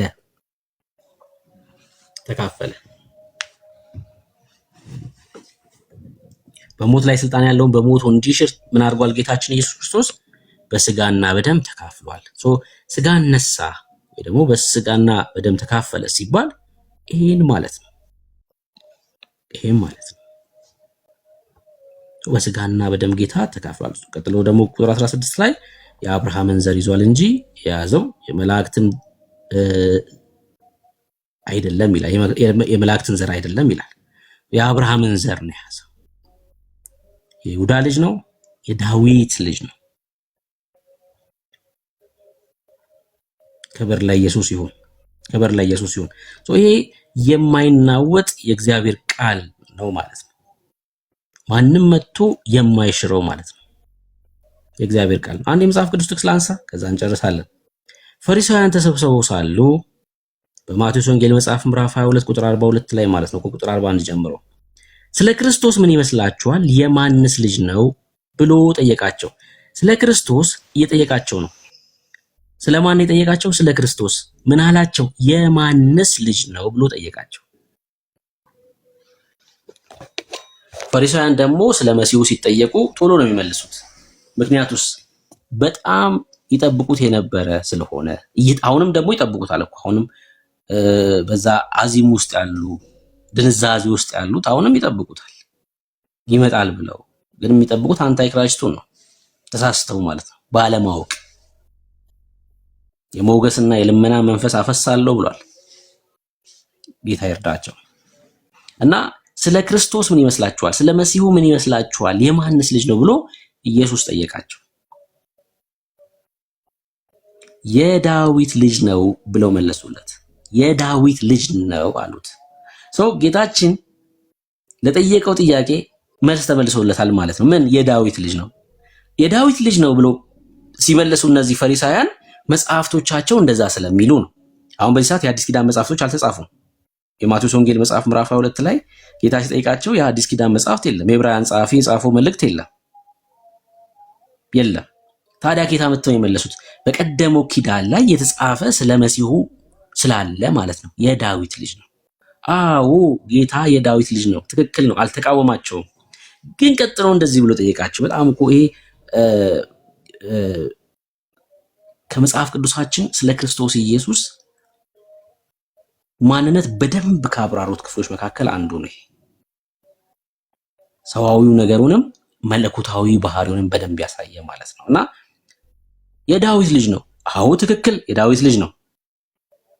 እንኪያስ ዳዊት የዳዊት ልጅ ከሆነ ደግሞም የዳዊት ልጅ ብቻስ ደግሞ ከሆነ ዳዊት ጌታ ጌታዬን ጠላቶችን የእግር መረገጫ እስካደርግልህ ድረስ በቀኜ ተቀመጥ አለው ሲል እንዴት በመንፈስ ጌታ ብሎ ይጠራዋል ብሎ ጠየቃቸው። የጥያቄ ምልክት አለው። ምን ብሎ ነው የጠየቃቸው? ልጁ ከሆነ የዳዊት ልጅ ከሆነ ታዲያ ዳዊት ልጁን እንዴት ጌታ ብሎ ጠራው? ጠርቶታል አይደል? ጌታ ብሎ ጠርቶታል አይደል? እስኪ ታች ያላችሁ ሰዎች ዳዊት መሲሁን ጌታ ብሎ ጠርቶታል ወይስ አልጠራው? መሲሁን ጌታ ብሎ ጠርቶታል ወይስ አልጠራው? መሲሁን ጌታ ብሎ ጠርቶታል ወይስ አልጠራው? ጠርቶታል አይደል?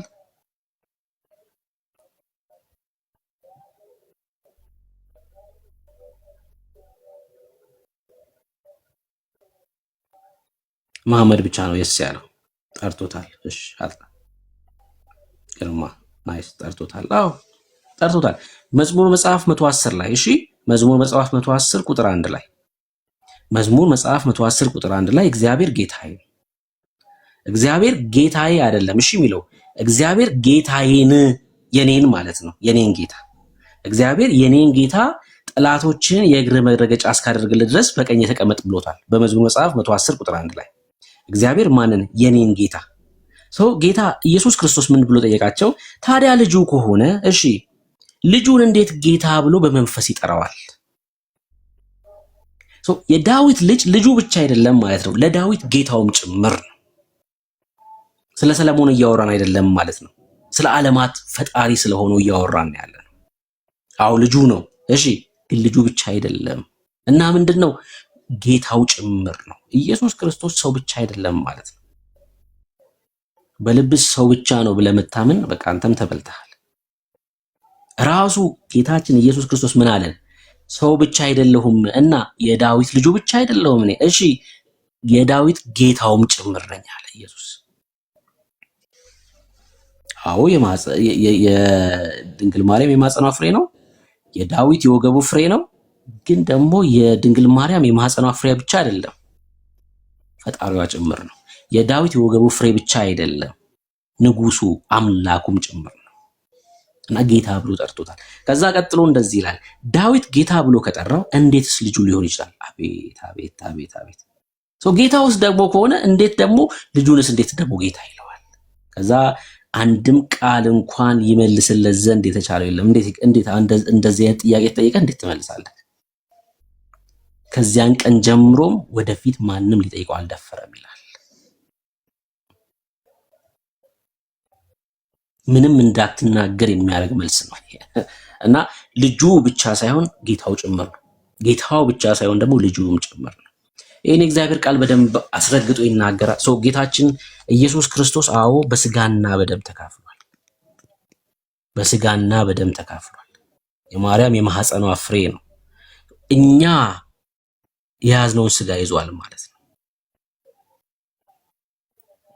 ታዲያ ማርያም ደግሞ የወደቀውን ስጋ ከያዘች በአዳም መተላለፍ የመጣው ሞት እርሷ ጋር ከመጣ ያ ኃጢአት እንዴት ወደ ክርስቶስ ኢየሱስ አልመጣ? በማቴዎስ ወንጌል መጽሐፍ ምዕራፍ 1 ላይ እንደዚህ ይላል አይደል? እነሆ ድንግል ትጸንሳለች ቁጥር 23 ላይ ልጅም ትወልዳለች ስሙንም አማኑኤል ይሉታል የተባለው ይፈጸም ዘንድ ይህ ሆኗል። ትርጓሜውም እግዚአብሔር ከኛ ጋር ነው። ይሄን ለዮሴፍ በስውር ሊተዋት ሲያስብ መልአኩ ሲነግረው ነው። እነሆ የጌታ መልአክ በሕልም ታየው ለዮሴፍ እንዲህም አለ፣ የዳዊት ልጅ ሆይ ከእርሷ የተጸነሰው ከመንፈስ ቅዱስ ነውና እጮኛ ማርያምን ለመውሰድ አትፍራ። አንተ እንደምታስበው አይደለም። እጮኛ ነው እሱ። ነፍሰ ጡር ሆና ሲያያት በስውር ሊተዋት አስቧል። ግን አንተ እንደምታስበው አይደለም። ይሄ ከእርሷ የተጸነሰው ከመንፈስ ቅዱስ ነውና እጮኛ ማርያምን ለመውሰድ አትፍራ። ከዛ ምን ብሏል መልአኩ ገብርኤል ለማርያም? መንፈስ ቅዱስ በአንቺ ላይ ይመጣል አላትና ቀጥሎ የልዑልም ኃይል ይጸልልሻል። ይጸልላል ማለት ኦቨርሻዶ መጋረድ ማለት ነው። የልዑል ኃይል የልዑል ኃይል ምን አድርጓታል? ከልሏታል፣ ጋርዷታል። በዚህ ምክንያት የወደቀው ማንነት ወደ ጌታ አልመጣም ማለት ነው። እሱ ንጹህ ዘር ነው። ለዛ ነው ከንጹህ ዘር ስትወለድ ምን ትሆናለህ? የእግዚአብሔር ልጅ ትሆናለህ። ከንጹህ ዘር የተወለደ ንጹህ ይሆናል። የቁጣ ልጅ ከሆኑት ስትወለድ ያው የቁጣ ልጅ ነው ማንነት ማለት ነው። ተወልደ ነው የቁጣ ልጅ ሆንከው፣ ተወልደክ ነው ንጹህ ዘር የሚኖርክ ማለት ነው። የልዑል ኃይል ምን አድርጓታል? ኦቨርሻዶ መጸለል፣ መጋረድ ማለት ነው። እና በማርያም ያለው ይሄ መውደቅ ወይ ደግሞ በአዳም መተላለፍ የመጣው መርገም ወደ ጌታ ያልመጣው ለምንድን ነው? የልዑል ኃይል ስለጋረዳት ወይ ደግሞ ኦቨርሻዶ ስላረጋት ማለት ነው። ጌታችን እሱ ከኃጢአት በቀር የዕብራውያን ጸሐፊ ስለዚህ ነገር ጥርጣሬ እንኳን እንዳይገባን ሲናገር በምዕራፍ 4 ላይ እንደዚህ ያለን። ይሄን ጥቅስ ላንብበው። ምዕራፍ 4 ላይ ሲናገር ከኃጢአት በቀር በነገር ሁሉ እንደኛ የተፈተነ ነው እንጂ ከምን በቀር? ከኃጢአት በቀር በድካማችን ሊራራልን የማይችል ሊቀ ካህናት የለንም። በነገር ሁሉ እንደኛ ተፈትኗል፣ ግን ከኃጢአት በቀር። እንግዲህ ምሕረትን እንድንቀበል በሚያስፈልገንም ጊዜ የሚረዳንን ጸጋ እንድናገኝ ወደ ጸጋው ዙፋን በእምነት እንቅረብ። ክብር ለኢየሱስ ይሁን። እጅግ በጣም ወዳችኋለሁ። ምናልባት ጥያቄ ያለበት ሰው አለ። ስናገር ጥያቄ የተፈጠረበት ሰው ካለ ለእናንተ መመለስ እችላለሁኝ። ወዳችኋለሁ። ጌታችን ኢየሱስ ክርስቶስ በስጋና በደም ተካፍሏል። ይሄ የመጽሐፍ ቅዱስ ትምህርት ነው።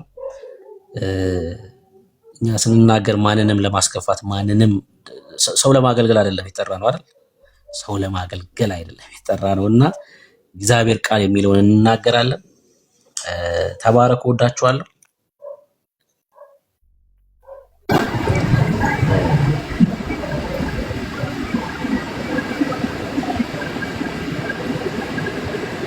እሺ ኢትዮጵያ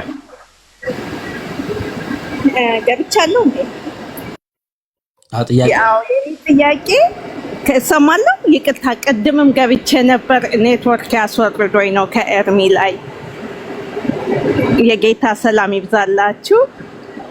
የኔ ጥያቄ ከስጋዋ ስጋ ነስቷል የሚለው አምነዋለሁ፣ ግን ጥያቄ ሆነብኝ። ከቀድሞ ቤቴ ከነፍሷ ነፍስ የሚለው ጥያቄ አለብኝ እና ያን ብታጸዱልኝ ክሊር ቢሆንልኝ ብዬ ነው።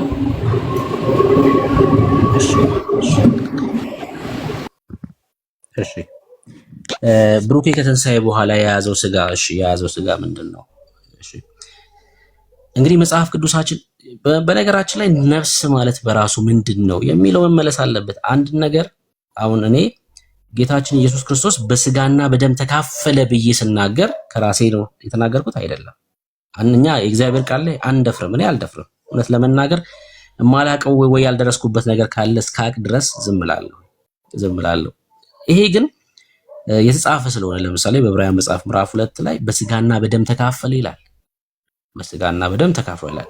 ነፍስ ግን ባህሪው ምንድነው? የሚካፈል ነው ወይስ የማይካፈል? ራሱ ጥናት ይፈልጋል። ሰው በድፍረት ካልተጻፈ በድፍረት መናገር አለበት ብዬ አላምነው። የነፍስ ባህሪ ራሱ ምንድነው? ለምሳሌ ዘፍጥረት መጽሐፍ ምዕራፍ 2 ላይ እንደዚህ የሚል ቃል አለ። አስተውላችሁ ታውቃላችሁ? ዘፍጥረት መጽሐፍ ምዕራፍ 2 ቁጥር 7 ላይ እግዚአብሔር አምላክም ሰውን ከምድር አፈር አበጀው ይላል። ሰው ከምን ተበጀ ይላል?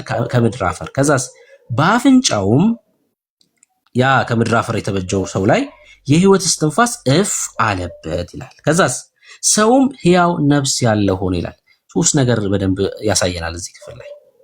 ከምድር አፈር አበጀው ሰውን። ከዛስ ይሄ ከምድር አፈር የተበጀው ሰው እስትንፋስ አልነበረውም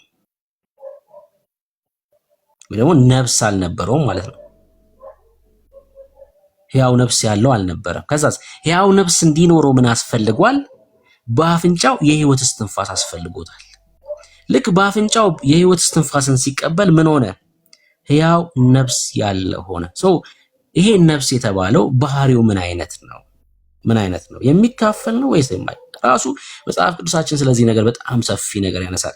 ስለ ነፍስ እንደው እንማማር ብንል 2 ቀን 2 ፕሮግራም ይፈልጋል። በባህሪው ነፍስ ይከፈላል። የምንካፈለው ነገር ነው ነፍስም ወይስ አይደለም የሚለው መመለስ መቻል አለበት። እና ኦርቶዶክሳውያን በስጋና በነፍስ ተካፈለ ሲሉ እንዳልኩሽ ካልጨመሩ ደስ አይላቸውም። ግማሽ እውነት ግማሽ ውሸት ነው የሚናገሩት። እግዚአብሔር ቃል ላይ አሳዩን ብንላቸው በጭራሽ ሊያሳዩን አይችሉም። ራሱ ይሄ ጥያቄው መመለስ አለበት። ነፍስ በባህሪው የምንካፈለው ነው። ነፍስ ራሱ የሚባለው ምንድን ነው? ለምሳሌ የሰው ሁለንተና ማለት ስጋ፣ ነፍስ፣ መንፈስ ነው አይደል? ስጋ፣ ነፍስ፣ መንፈስ ነው። በጳውሎስ በቆላሲያስ በተሰሎንቄ መልእክቱ ላይ ምዕራፍ 5 ከቁጥር 22 ወይ ከ21 ጀምሮ ይነግረናል ስለዚህ ነገር። መንፈስ ማለት ምን ማለት ነው? ነፍስ ማለት ምን ማለት ነው? ለምሳሌ አይምሮአችን ምንድን ነው? ይሄን ማጥናት ያስፈልጋል። ለምሳሌ ጳውሎስ በአይምሮ መታደስ በሮሜ መጽሐፍ ምዕራፍ 12 ቁጥር 2 ላይ በአይምሮ መታደስ ተለውጡ እንጂ ይሄን ዓለም አትምሰሉ ይላል። ምንድነው አይምሮ ማለት? ነፍስ ማለት ምን ማለት ነው? ወይ ደግሞ ስለ ኮንሺየስ እና ስለ ሰብ ኮንሺየስ ታውቃላችሁ መቼም እንደዚህ አይነት ነገር ሰምታችሁ ታውቃላችሁ ብዬ አምናለሁ። ለምሳሌ ስንተኛ ምናችን ነው የሚተኛው? ኮንሺየስ ማይንዳችን ነው ወይ ሰብ ኮንሺየስ ማይንዳችን ነው የሚተኛው? ያው ነፍስ ያለው ሆነ ይላል። ስለ ዕውቀት ያወራል ማለት ነው አይደለ? እሱ ራሱ የምንካፈለው ነው አይደለም። ነፍስ በባህሪው ምንድነው የሚለው ማጥናት ይፈልጋልና እኔ ደፋር አይደለሁም እንደ ኦርቶዶክሳዊ ሲጀምር ነፍስ የምትካፈል ምናት ብዬ ደግሞ አላምንም። መጽሐፍ ቅዱስ እንደዛ ስለማይልና አይልም መጽሐፍ ቅዱሳችን ባጭሩ። ግን በዚህ ነገር ላይ እንማማር ከፈለጋችሁ ግን እንዳልኳችሁ በደንብ ደግሞ አንስተን ነፍስ ራሱ ምንድነው የሚለው መማማር በመጽሐፍ ቅዱስ ጥቅስ እያነሳን እንችላለን። ግን መጽሐፍ ቅዱስ አይደለም። ጌታችን በስጋና በደም ተካፈለ ይላል። አሜን፣ በቃ አለቀ። አሜን ነው የምንለው። በነፍስ ሲሉ ግን በጣም ብዙ ጥያቄ ያስነሳል። በጣም ብዙ ጥያቄ ያስነሳል። የነፍስን ባህሪ ራሱ መመለስ መተንተን ያስፈልጋል ማለት ነው እህቴ።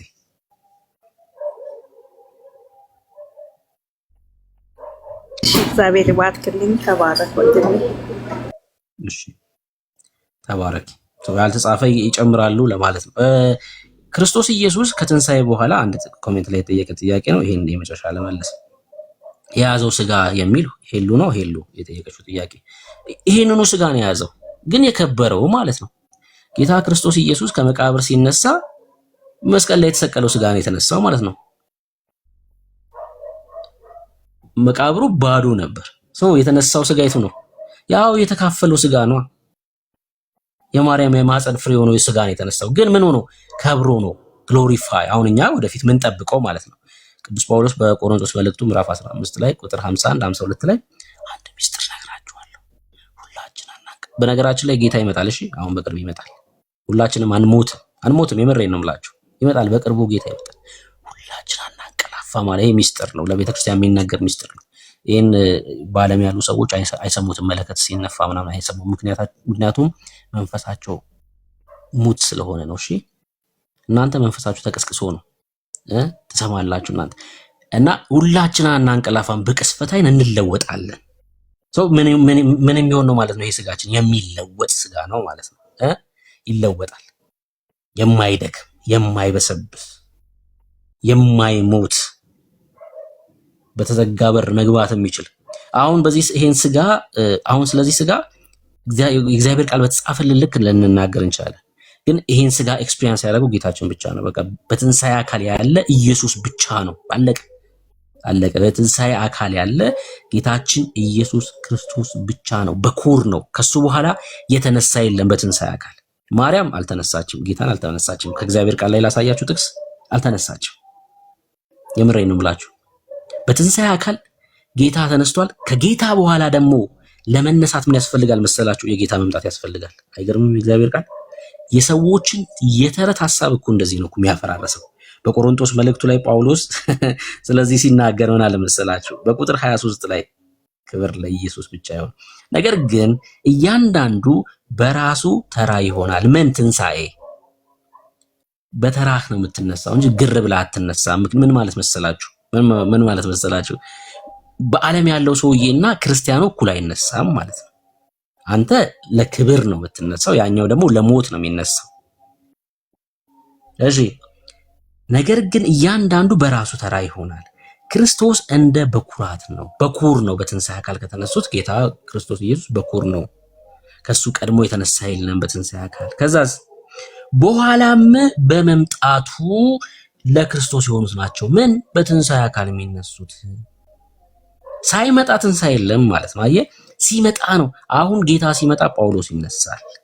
ጌታ ሲመጣ ማርያም ትነሳለች፣ እነ ጴጥሮስ ይነሳሉ። ከኛ ቀድሞ ያንቀላፉ በክርስቶስ አምነው ወንድም እህቶቻችን፣ እናት አባቶቻችን ይነሳሉ። መቼ? ክርስቶስ በመምጣቱ ነው ትንሣኤ ያለው። ሳይመጣ እያንጠባጠበ የሆነ ሰዎች አይነሱም። እግዚአብሔር ቃል እንደዛ አይልም ወዳጄ። መቼ ነው የምንነሳው? ጌታ ሲመጣ በመምጣቱ። እነማን ናቸው የሚነሱት ይላል? ሁሉም ይነሳሉ ይላል? አይደለም፣ ለክርስቶስ የሆኑት ናቸው የሚነሱት ይላል። ቀጥሎ ደግሞ ቁጥር 24 ላይ ምን ይላል መሰላችሁ? በኋላ መንግስቱን ለአምላኩ ለእግዚአብሔር በኋላ መንግስቱን ለአባቱ ለእግዚአብሔር አሳልፎ በሰጠ ጊዜ ምን ይሆናል? ፍጻሜ ይሆናል። ያኔ የነጩ ዙፋን ፍርድ ማለት ነው። የሙታን ትንሣኤ ነው ያኔ የሚሆነው። ያኔ የሙታን ትንሣኤ ነው። አሁንስ በመምጣቱ የክርስቶስ የሆኑት ይነሳሉ። የክርስቶስ የሆኑት ሲነሱ እነ ማርያምም ያኔ ይነሳሉ ማለት ነው። አሁን ጌታም ያለው በየትኛው አካል ነው? በዚሁ በተካፈለው ግን የከበረ ሆኖ ማለት ነው። እና ይሄን ነው። ተባረኩ። ኤርሚ አልመለስክላትም። አልመለስኩልህ እኮ አንተ። እስኪ ና ግባና ምናልባት አንተ የምትመልስላት መልስ ካለ ያው ኢንቫይት አድርጌሃለሁ። በስጋና በነፍስ ተካፈለ የሚል የእግዚአብሔር ቃል የለም እኮ። መልስ እኮ ነው አለ ካልከኝ ደግሞ እስኪ ያሳየን እና ደግሞ እኛ ምን እንማራለን? እሺ ወንድም አለ እንደዛ አይደል የሚሻለው? ገብተህ ይኸው እንደዚህ ብለህ ታሳየኝና ከዛ ላይ ደግሞ የማላቀውን እንዳቅ ትረዳኛለህ ማለት ነው። እንደዛ ነው የሚሆነው። ኢንቫይት አደረኩ። ለዛ ነው። ተባረኩ። ጌታ ዘመናችሁን ይባርክ። ኢየሱስ እንዳልኳችሁ በቅርቡ ይመጣል። ተባረኩ ወንድምነት። ትክክለኛ ሰዓት ነው የጨረስከው።